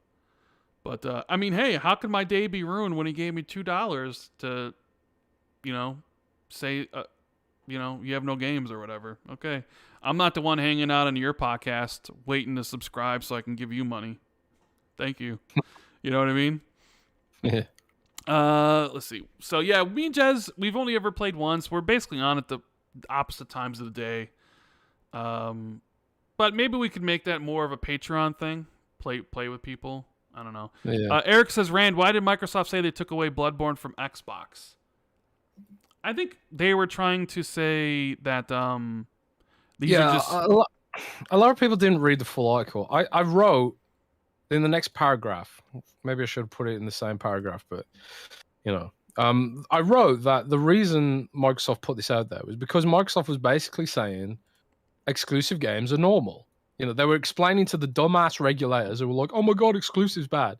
Microsoft was trying to very calmly, like you would explain to a child, they were trying to explain that exclusives are common in the industry. That's where that came from. It wasn't them crying that they didn't have access to Bloodborne. It was them being like, look, exclusive are normal. Sony's got this, that, and the other, The story there was like Microsoft seemed to imply that Final Fantasy VII Remake is a permanent exclusive for me. But yeah. I guess we'll wait and see on that one. Yeah, I guess so. Let's see. What do we got here? Ranting Geek Gamer says, yeah, sorry about mentioning Rand. It seems you get annoyed from them more often than not. Anyways, that's my just 2 cents. My apologies. Oh, no need to apologize. Do I get annoyed by them? Not really. Sometimes, I think my rant the other week had people like, oh man, they really piss off Rand. But that rant was more for humor's sake rather than, You know, well, actually, that wasn't even really about PlayStation fans. That was more about Xbox fans. That was more about Xbox fans. Every time you criticize the platform, they always turn around and say, well, PlayStation did this. It's like, they may have done that, but I'm not talking about that. Like, what does Xbox not showing up at the Game Awards have to do with PlayStation not showing up at the Game Awards? Like, I'm not talking about that. And who cares if PlayStation didn't, you know? But no, they never impact enjoyment in my day. I don't let this stuff impact my emotional well-being, right? Because that's how you go into a spiral if you let what people say or, you know, impact how you feel about yourself or how you feel. Because I'll be honest, like, you know, I've battled depression in my life quite a bit. There was moments in my life, you know, when I was homeless, when I was living in my buddy's car that, I mean, I'll be honest with you. I thought about ending it all. I know it's probably heavy for a Christmas podcast, which is why you should talk to somebody like BetterHelp, who's sponsoring this podcast. You can get 10% off your first month. But like honestly, like there was times when I was younger that I thought, you know, bad thoughts about certain things because I let how people perceived me. Not like online stuff, more like stuff to do with like, you know, what was going on around me. And even when I first started YouTube, like one of the first things you need to do about YouTube is you need to build the thick skin, right? And I would read the comments to my videos, and everybody would be like, "Great video, Rand, great points, really appreciate your take on stuff." And then there'd be one being like, "You fucking suck." Or you fat piece of shit, right? And I would see these 200 great comments, and then I would see that one or two that were like extremely critical or they hated me, and I would hyper focus on it, right? And there was a point where like, it started to, I would think about that. It's like, man, is that true? Right? But I just kind of just eventually just learned to brush it off. Like it doesn't, whatever, who cares? You know, so, you know, people can make fun of me. Like, you know, I post my picture on social media and most people are very, very, you know, complimentary. But, you know, I know that I'm not the best looking dude and I know I'm a big guy. So when I see a comment being like, you know, fat ass or whatever, like it doesn't bother me. I've grown past that. You know what I mean? But there were points in time where like I dwelled on that and it really, really bothered me, where I would think about it and ruin my day. This is like years and years ago, but nowadays I think don't give it any extra mind. Don't care. I've like, I don't know, being a YouTuber, I guess, is sort of made me face that and then overcome it. So it's a point where it's like people can say awful things about me or whatever. And I don't think like once, you know, everything's done here, it's like I don't think about it again. And it's just it has no bearing on me whatsoever. Yeah, I was the same way when I first started writing articles and people would comment on Windows Central back when we had a comment system. I'm trying to get our comment system back on Windows Central because I think it's really important that people can express themselves, even if it is negative sometimes. But I used to be like that too. I used to like see these comments and be like, "Oh my god, that's so mean," and ignore all the positive stuff and just focus on the negative stuff. But I've changed the last couple of years. Like I'm just so numb to negative comments now. Like it doesn't even register with me. Like I focus way more on the positive comments, and I think that just comes with time, almost like practice, just sort of almost like training yourself, you know, to realize that there's so much more positivity.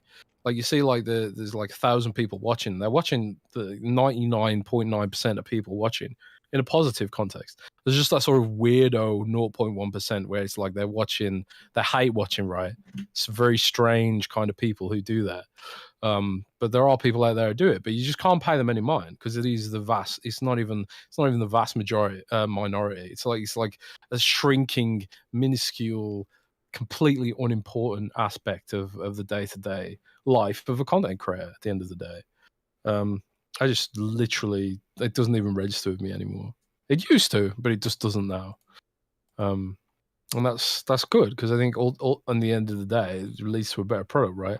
Like I put my face in the thumbnail for this show, right? Mm-hmm. The face palm face. There would have been a time where I'd be like, oh god, I'm not putting my face out there. No, I just don't give a fuck. I just don't care. You know, like yeah, I I'm overweight and I look a bit rough. My beard's not super great at that time, but dude, they gave me like 15 minutes to prepare for that show. I was like quickly run my hair through a brush. And Yeah, it was like for was that German official television or state television or whatever? Like no. It's like free satellite business news channel. I don't know. It's English speaking, but I was it's across expecting all of Jez Europe. in a suit, like looking all dapper. Yeah, like, dude, I didn't have time. I was like, I didn't have time to tidy up my background or anything like that. I just sort of tried to put a soft blur on things. Like I had no time to prepare whatsoever. But it's also like, who cares? Like I'm not there to look pretty. I'm there to offer some analysis. I'm not an OnlyFans model. I'm a games journalist. Who cares what I look like? I certainly do not care. I try to look at least presentable, but I don't cry that I don't look like Keanu Reeves or someone like that. It's all good, man. Yeah. It's all good. We have a question here from William, who says, "Am I the only one happy with the games Xbox is putting out? I'm struggling to keep up with all the Game Pass editions that I want to play and finish. And then I am looking forward to games like Wulong, Ara, Redfall, and Lies of P. Xbox is finally not rushing out games when they aren't ready, so we are likely to expect greatness from first-party releases going forward." No, I'm sure you are not the only one who is happy. There are plenty of people who love Game Pass because gives them a ton of games for their backlog they can go through, and they're just like, you know what, whenever these first-party games come out, I'm happy. So I would imagine you are not the only one who is happy with the games Xbox is putting out. I'm pretty sure I've said on this show that I've been pretty happy with the games that have been coming out as well. Because like I say, I don't have that much time to play. I play a lot on PC anyway, and the games that have been hitting Xbox have been kind of fun little, palate cleansers. Like Call of the Lamb, excellent game, absolutely excellent game. I really want to go back and play that. Death's Door, also excellent game. I reviewed that.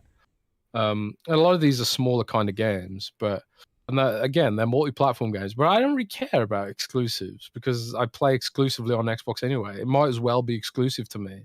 I have no intention of buying a PS5 anytime soon. So, it is what it is. Yeah, I think people put.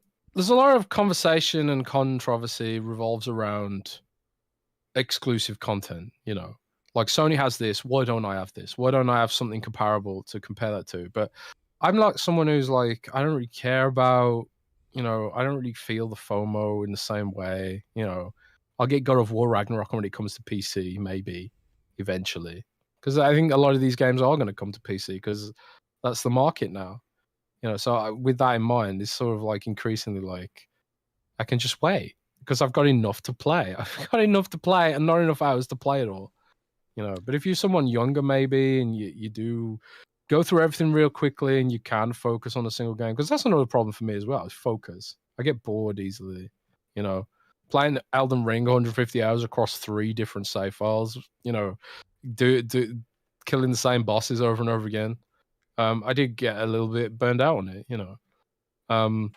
but there are people out there who are posting their screenshots 900 hours in Elden Ring, doing PvP and all that kinds of stuff, So, yeah. That being said, if I do /play it on World of Warcraft, I've got 179 days playtime on my main character. So what's that in real money? 179 divided by 24. Wait. divided by 24 or multiplied by 24? Yeah, multiplied by 24, sorry. I'm not good at math. 4,296 hours on this single character. And I've got about 10 characters. So that ain't nothing. That's also like 15 years worth. That ain't nothing. Yeah, I guess. But I play a lot, is my point. Well, yeah, but not everybody also is like hyper focused on first party, so they're just happy to play whatever's available, and So I know sometimes it might seem like everybody's upset or whatever, but that's not the case. Yeah, most people are just rocking whatever they've got access to. Yeah. Yeah, I don't Foreign know. Object in the Patreon says, on the topic of a way to breathe new life in the Gears franchise, I know the idea of a first-person survival game set in the Gears universe has been thrown around, but hear me out. What about a Diablo-inspired Gears game? A top-down mix of looter-shooter, light RPG, survival experience, co-developed by the Coalition and Blizzard. I think Rod could easily meld the vision of both studios into a fresh new entry in the series. This is assuming the ABK deal goes through, of course. I know you Uh, probably all over that, Jez, right? I don't know if Gears lends itself well to the class model. I mean, I suppose you could have like they kind of did try it in Gears Tactics, but even there, it doesn't work that well. They do a sort of stealthy character that has a personal invisibility field, which is something that I don't think you see much in the regular game. Like Jack has a personal invisibility field, but none of the soldiers do. Um, and I don't know if it lends itself that well to the class-based model. When you first started talking, though, I got it the other way around. I thought he was asking for a sort of third-person Diablo game where maybe you play as a demon hunter and a barbarian in sort of like over-the-shoulder combat. Now, I think that would be amazing. Like, can you imagine like playing a demon hunter or a necromancer or something in that kind of viewpoint? Very intimate, very sort of in your face, hyper violent, Unreal Engine game. I think that'd be sick.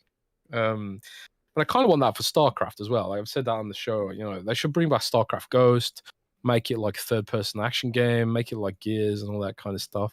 I think that'd be really sick. But I don't know. I don't know if we're gonna get that stuff. It's nice to dream. It really is nice to dream, but we'll have to wait and see again. Yeah. Nate Miller says, holidays are fast approaching. What is your go-to Christmas food? Oh, that's interesting. We're having a traditional German Christmas dinner tomorrow because Germans celebrate Christmas on the 24th, not the 25th. Well, they open their gifts on the 24th at least, in the evening. But you know, it's we're having a kind of like braised beef with a I don't know what you call it, like a special kind of gravy. Sauerbraten, it's called. It's super, super delicious. And potato dumpling. We always had, for dinner, beef tenderloin with like mashed potatoes and stuff, and it was pretty damn amazing. But I always look forward to, in like we'd have brunch and we'd have like, what was it called? Like scrambled egg casserole. It was just like no, it wasn't scrambled egg casserole. It was this casserole that was like egg, sausage. It was just like so damn good. And then we also had French toast with it. And then my mom would make these like cookies that were like kind of U-shaped, and they were, I forgot the name of them, like croissants or something. Yeah, croissants. Yeah, and they were just so good. I always look forward to Christmas for those. And one of my aunts, when I was younger, would always like bring. She was my godmother. She'd always would bring me, because my family when I was younger, like we would have a Christmas party on Christmas Eve, where like my dad is like this. My dad has like 7 brothers and sisters, and like everybody's got kids and nephews, so they'd all come to our house on Christmas Eve, and we'd have this huge party, and Santa Claus would come. This is obviously when I was a kid. Santa Claus would come, and the kids could tell Santa what they wanted, and blah blah blah blah blah. We stopped doing it on Christmas Eve, and then we do it the weekend before, so it would be the Saturday before. Like everybody would come, and it'd be maybe 1 or 3 times a year where family would get together, and people would bring food, right? And my aunt would bring these like cookies that were like, it was like Ritz crackers and like peanut butter, but then covered in chocolate. But they were kind of like big. Oh my god, they were so freaking good. And everybody would be jealous because she would make a can for me, like a tin for me, and I would just like go up in my room and hide them, because they were just so freaking amazing. But yeah, those are always things I remember from like Christmas food and stuff. So, and no, not biscuits, cookies. Rip. Silas wants to know, Jez, now that you are in a position of great power at Windows Central, methodically building your media empire, have you had to adjust your reporting because of your new responsibilities? Are you more leery to leak anything since your promotion? And have you started using Rand as a resource for your new visibility? Being a YouTube star, I'm sure he has lots of strategy on how to deal with fame and all that money that comes with it. Yeah, all that money. Yeah, sure. Well, I haven't adjusted my reporting at all. I am like the managing editor of news at the minute. That's my role. So it kind of like how I want to report things is now pretty much up to me. I make those rules, which is awesome. So no, the reporting hasn't changed at all. With regards to leaks, if you're asking me why haven't I put any out recently, it's because I haven't really gotten any. I leaked a lot about Diablo 4 in the run up to the Game Awards and stuff, but I know not a lot of people are super interested in that. Maybe from the general Xbox community, I don't know. But I haven't stopped leaking at all. I've leaked Diablo 4. I leaked some other stuff here and there. And random places, but as it pertains to major Xbox leaks, no, I haven't stopped that, and I won't stop that because at the end of the day, it's my job. My job is to find information out and report information that you guys are interested in. What has changed my reporting though is Google's algorithm, because Google is the top source of our traffic. Google Discover, which is like their news platform, comes up on the sidebar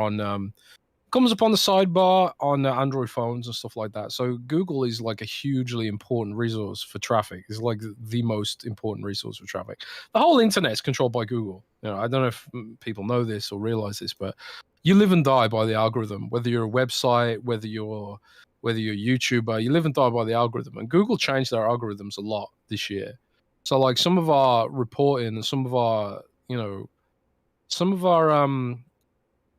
practices I've had to adapt to what Google wants now, which is different to what it wanted this time last year. So that's the only changes that are being made, really. A lot of the changes are for the better. They're sort of like Google wants you to update your articles more frequently, which ultimately is to be more up-to-date information. They'll punish websites that don't do up-to-date information and stuff, which is why we update a lot of the articles we got frequently. Just stuff like, upcoming games or best Xbox games and stuff like that. So updating those more frequently, but as pertains to general reporting now, it's all up to me now. So I get to choose how to report the things, and I'm not going to change anything about what I'm doing. Milo says, hey, congrats, Jez, on the screen time you got on DW News. Yeah, thanks so much. I mean, I got them to say windowscentral.com. Too bad he didn't get any audio time. Yeah. Well, they said that they captured my audio at their end and they were going to reinsert it when they do a rerun. So we'll see if like my answer actually does get out there. But Ham Solo's here. He says, hope Shakespeare is chilling. He is. He's upstairs chilling, having a good day. Took him out a couple times, freezing cold. He just loves the snow. He likes to lick the snow. Although I think we were taking him for surgery in February because that cyst thing's got to be removed. Yeah, and he has lost a lot of weight. So, but he eats his food I give him. So I don't know. Hopefully nothing's seriously wrong. Ryan in the Patreon question says, the holiday season is a great time to gather around for multiplayer.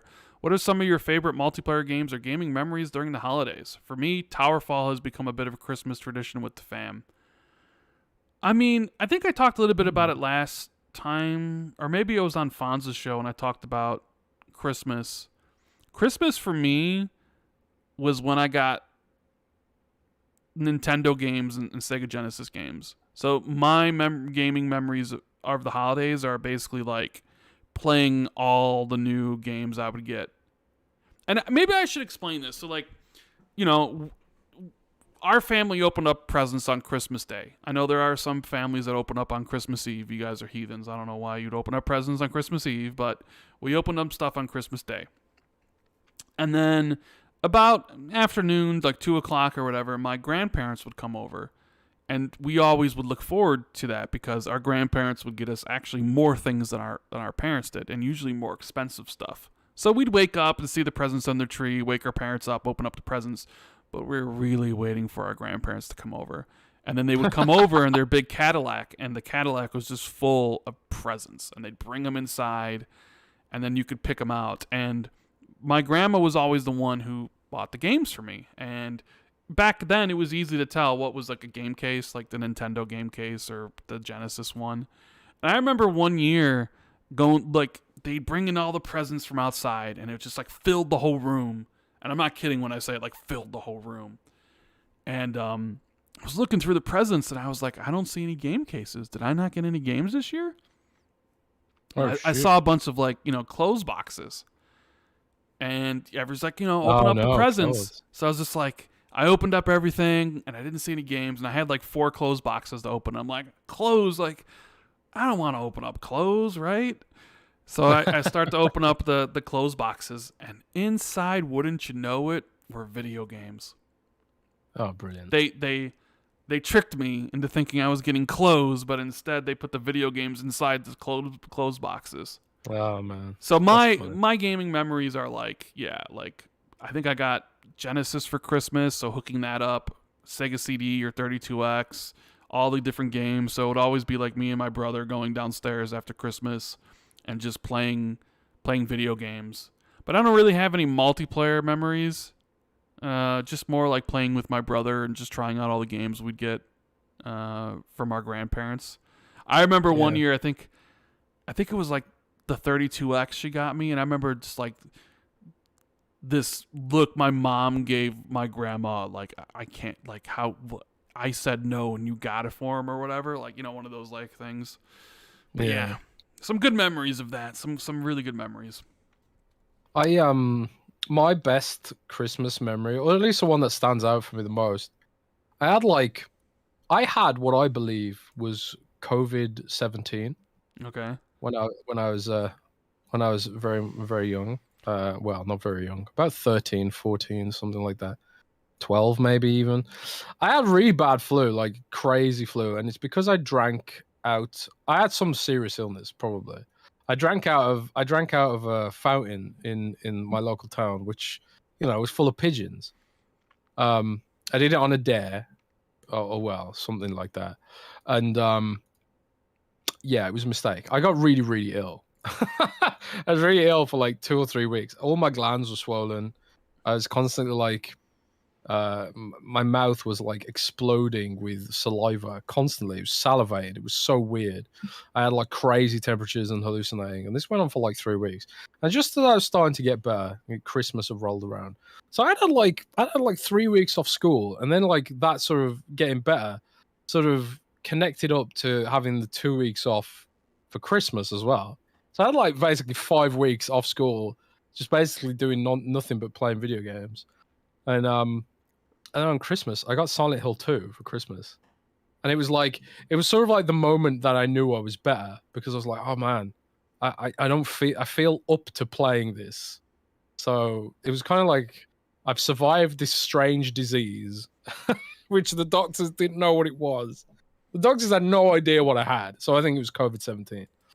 And then I survived into playing Silent Hill 2, which was absolutely incredible. Although I was too scared to play with the music. What a Christmas gift. Yeah, it's very, very... It's not the most Christmassy game in the world, but it was very, very fun. A great experience. I was so hyped about Pyramid Head. The scene of Pyramid Head and all the marketing is like, the whole sort of... The sort of the characterization was just so weird and unique. And yeah, that was my most memorable Christmas for gaming, I think. Yeah. Got a couple questions here from C Money. He says, what do you think Xbox would be still missing after the ABK deal goes through? Oh my god. Killer Instinct. Some people would say Sega. They probably are missing some Japanese studios. The things that they miss are kind of the things that Activision miss. They still need an RTS studio to look after Age of Empires and hopefully StarCraft. So they still miss something for RTS and strategy games. They're relying on second party for that stuff, and clearly they believe in strategy games as a driver of growth for Game Pass on PC.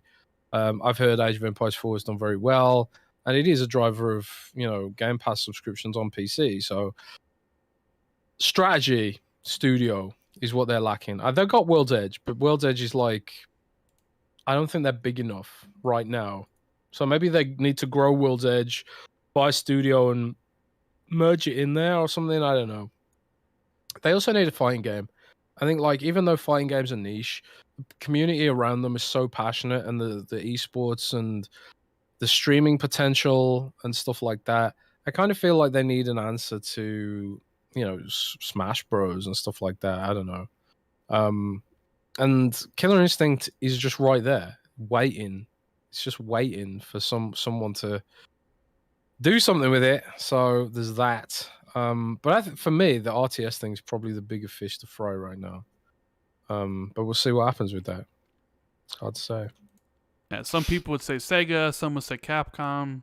Well, Sega solved that issue with the RTS studio because they got Relic, right? Yeah. But more. It's the name. More. He also says, C Money also says, what does Xbox have to do to change the narrative in 2023 besides just releasing games? And what, if anything, can be done to combat Spider-Man 2 on PS5? I mean, I don't think you need to combat Spider-Man 2. Every game's going to have their big games. Like, that'd be like saying, what is PlayStation going to do to combat Starfield? Although I guess you could say Final Fantasy 16, but... Nah, it's not going to touch Starfield. Yeah, I know. It's not going to touch Starfield whatsoever. Starfield's just going to dwarf Final Fantasy 16. Starfield is funny. Yeah, Starfield's going to be a monster. It's going to be like this event in gaming where like user-generated content keeps it going for years and years and years. We're going to hear about like the latest big mod for Starfield, where some crazy modders have created like a whole new campaign on one of the blank planets and stuff. Starfield's not going away. It's going to be an absolute tour de force, and that's my belief. Might launch a little buggy or something, and people will be like, "Oh my god, it's buggy," blah blah blah. But people will be playing that game for a decade to come, I think. Honestly, what does Xbox need to do in the narrative besides just releasing games? I mean, that's the narrative, isn't it? Releasing games.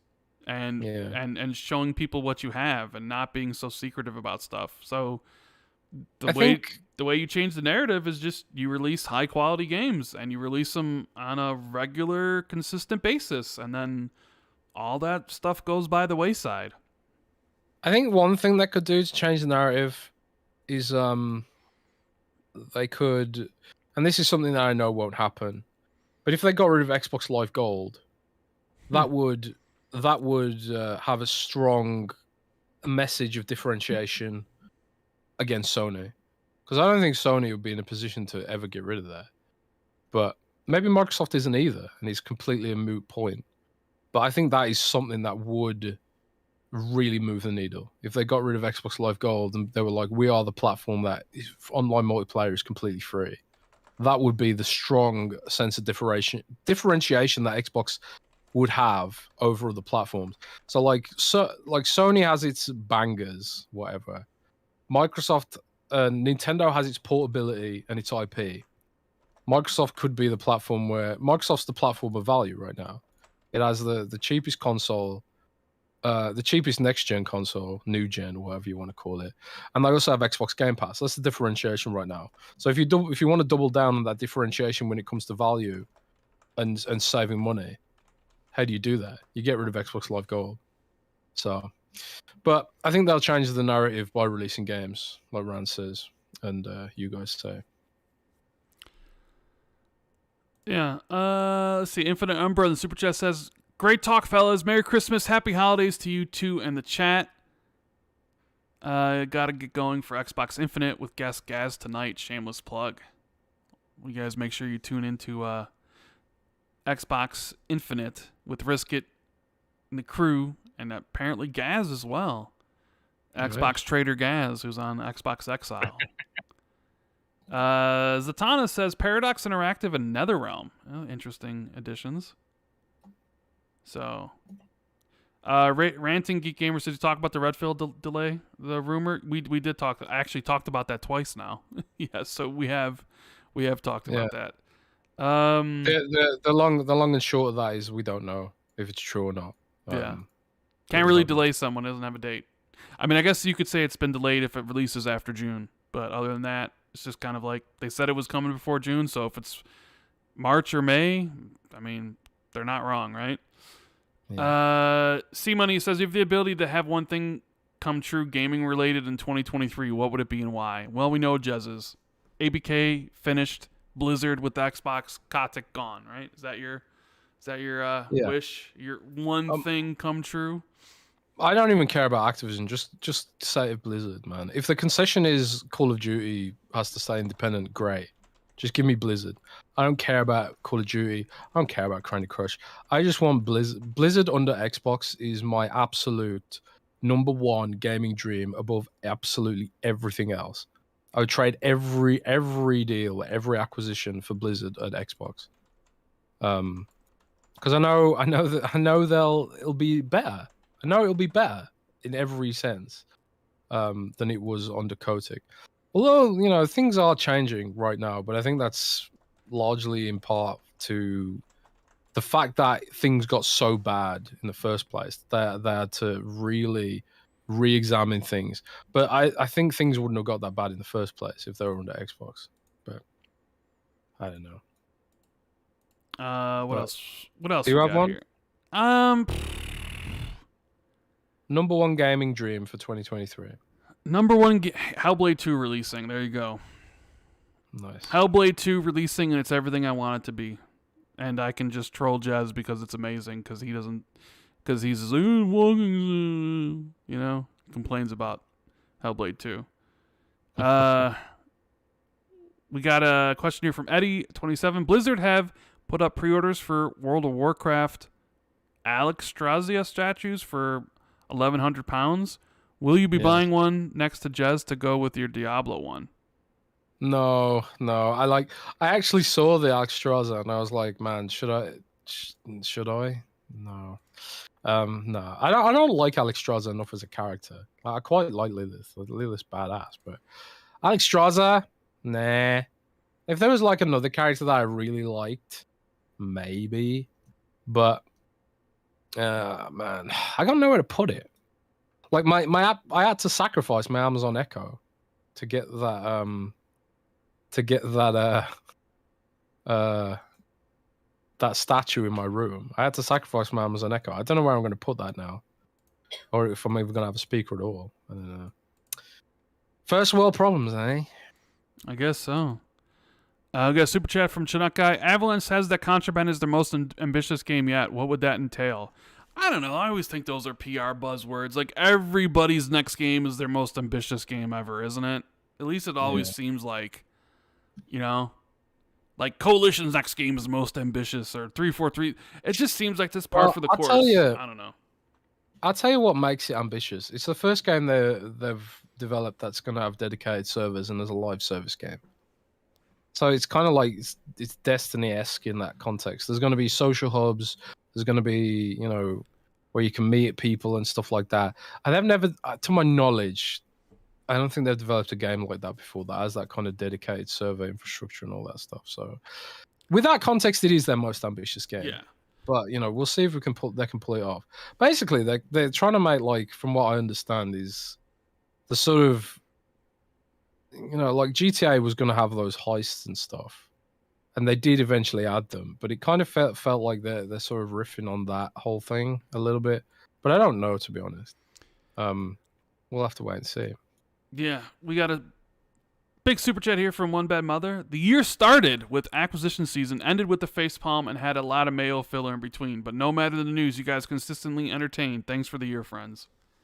Thank you for always being a great friend and a supporter, OBM. Yeah, thanks so much, man. Let's see. We got more questions. I think we do. Let's see. Okay, we went through those. Okay, we got one from I'm Gonna Crumb. Hey guys, Merry Christmas. I hope it's not too stressful and it's just relaxing. I got 2 questions. One, I think everyone's pretty much in agreement that Xbox will have a show late January, early February. I'm seeing a lot of comments about the optimal length time between being around 30 minutes. Colt Gaz and Fonz listed 15 Xbox first and third party, I think, releases in between now and June.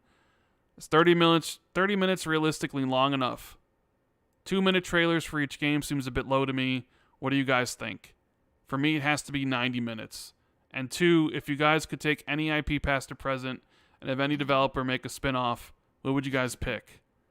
It could be any genre as well. I love ghost story games to make a focused first-person Fallout horror set in a massive vault space. Or a massive vault, maybe.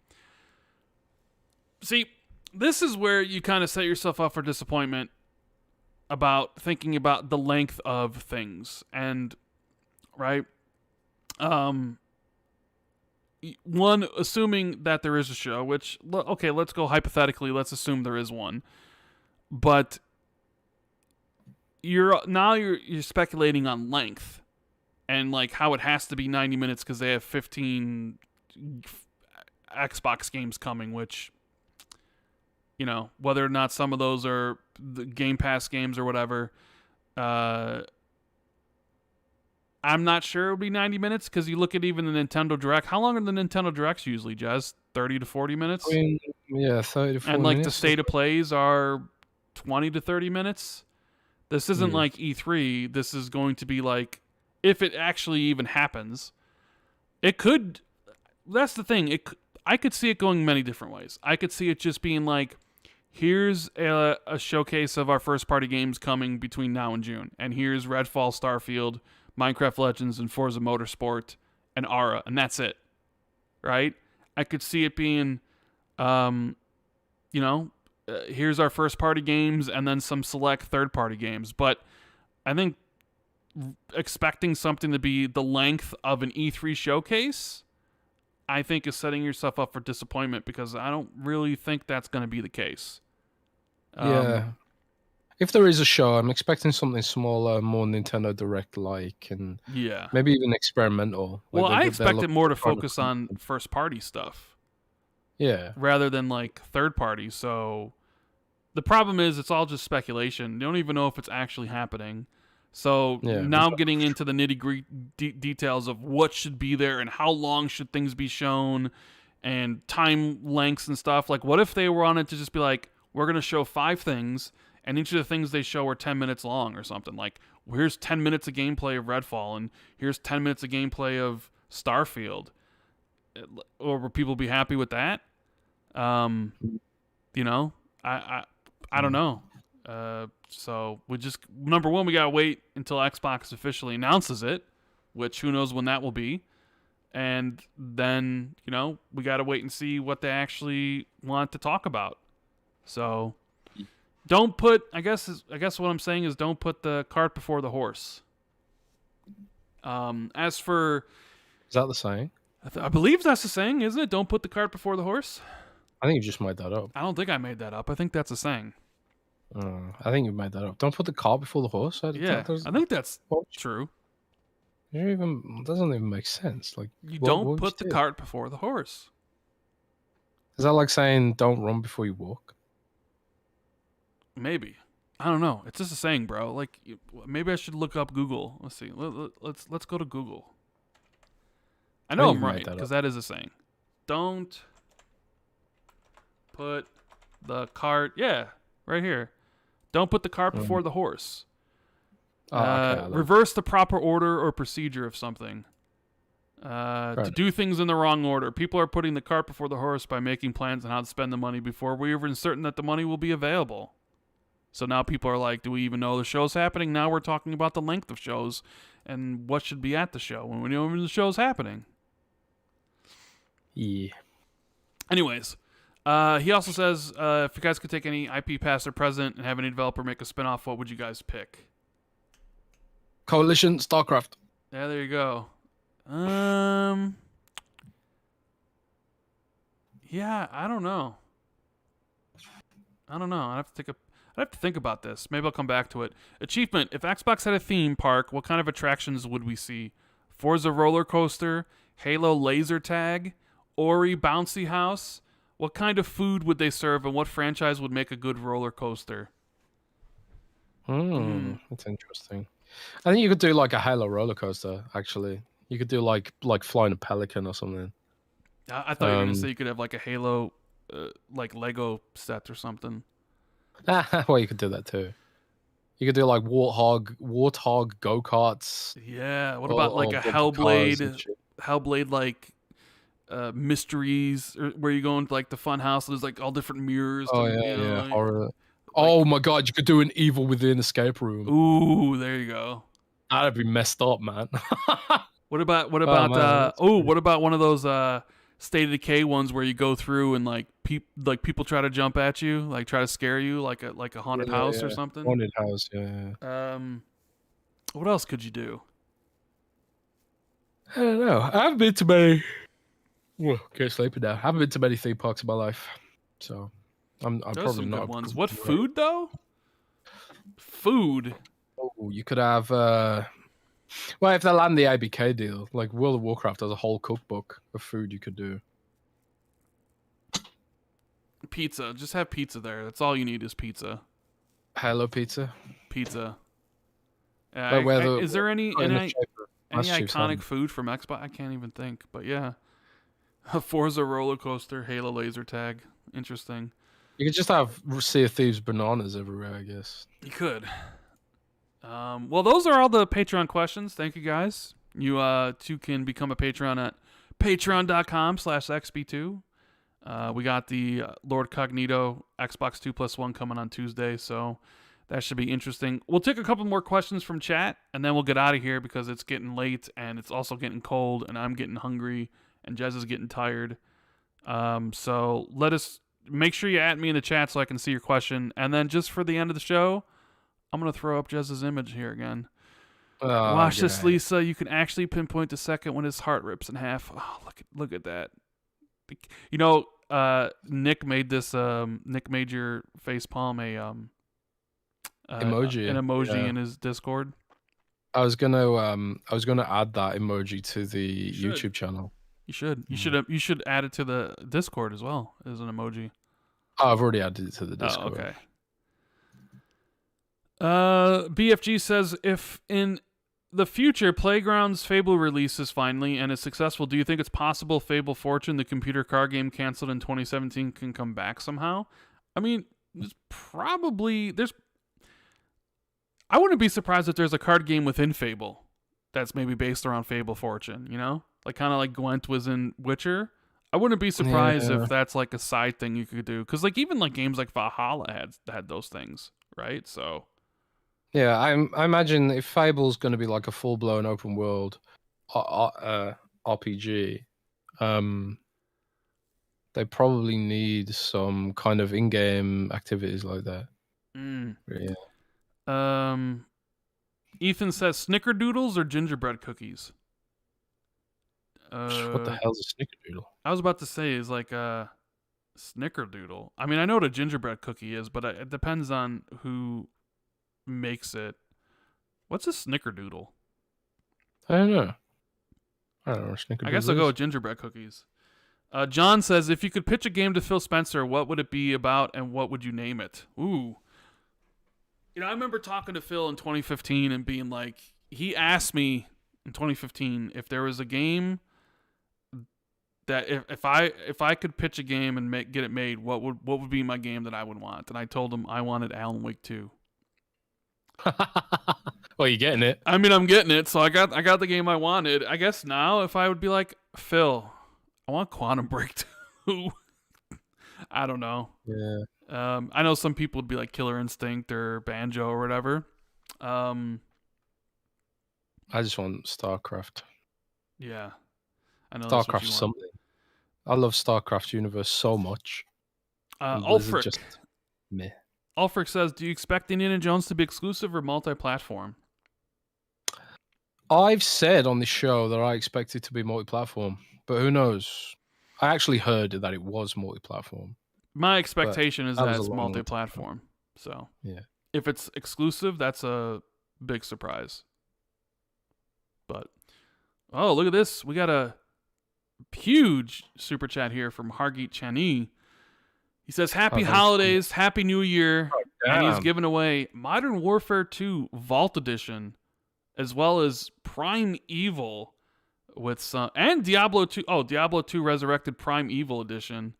Oh my god. That is incredibly generous of you, Hargeet. You didn't have to Thanks do so that. much, Hargeet. You're awesome, man. If you do redeem the codes for either Modern Warfare 2 or Diablo 2, make sure you thank Hargeet for his generosity. He's like Santa Claus. It's just, Hell yeah. I wonder how many games he's actually given away, which is it's incredible. I was actually gonna do some giveaways today, but didn't. Have you done any headset giveaways on the Discord? Not yet. It's something I need to find a bot for. I need to talk to our lovely moderator team, Blue and Jen, see if there's a bot for that. But yeah, if you guys are interested, by the way, we are gonna do some Discord giveaways in the near future for review units that I need to get rid of. So Xbox headsets, random Xbox accessories, charge docks, maybe even things like xCloud controllers and stuff. So yeah, the Discord links in the description, right, Rand? No. Oh, well, sorry, you can't join. In the description of the podcast podcast on YouTube, yeah. I don't think so. Oh, well, look out for it on. We'll add it to the description later, I guess, because Rand's useless. GG, Rand. Okay. Why are you gonna be like that, bro? Why are you saying I'm useless? You could link the Discord, man. I mean, I have it like set up, and I think I had it all set up before Discord was the thing we were doing, so it just kind of automatically just adds stuff. That's right. So good, man. Well, we'll get that sorted out. So before we get out of here, what are your plans for Christmas, bro? Well, I've actually got to do a lot of work next week because it's hoping officially we close now. Windows Central is officially closed next week, but I've still got a load of stuff to do because I had a week off when I was in England, so I got to do work. That's at least part of my Christmas is going to be finishing off work I haven't done yet. But we're going to eat a lot of food tomorrow, probably chill, watch movies, hang out, relax. My brother's visiting Germany for the first time, so my brother's spending Christmas here with me, which is awesome. I'm really pumped about that. And yeah, I guess. And also, we're going to do XB2 +1 with Cognito on Tuesday. Yeah, so it's going to be a lot of fun. That's Christmas plan. Yeah. And then we're going to maybe do a panel the next week, but we don't know for sure if we are yet. Yeah. Is that right? Well, we'll see. We probably will. Well, I mean, we're doing a show regardless. It's just a matter of if it's just me and you or if we're going to have a bunch of people. So, yeah. But yeah, if you guys enjoyed the show, make sure you hit the like button, subscribe if you're new. If you're listening to this later on iTunes or Spotify, make sure you give us a 5-star review if you feel so inclined. Zatanna says Starfield guess. January 23, 2023, 2/23, 2023, or 3/23/23. Neither of those. At best, it'd be 5/23/23 or 6/23/23. Yeah, I think Starfield is more realistic. If it ain't just delayed outright. Yeah. But yeah, thank you guys for being here. Hope everybody has an incredible Christmas holiday. Stay safe if you're impacted by this blizzard because the cold, because it's not snowing here. It snowed only 5 inches, but like it's freezing cold. It's like -4 degrees, but it feels like -24. That's crazy shit. Yeah, we'll be back next week. Got a couple podcasts to do. Look forward to seeing you all again. And we love you all. And have a You guys rule. Merry Christmas. Merry Christmas. Later. Later.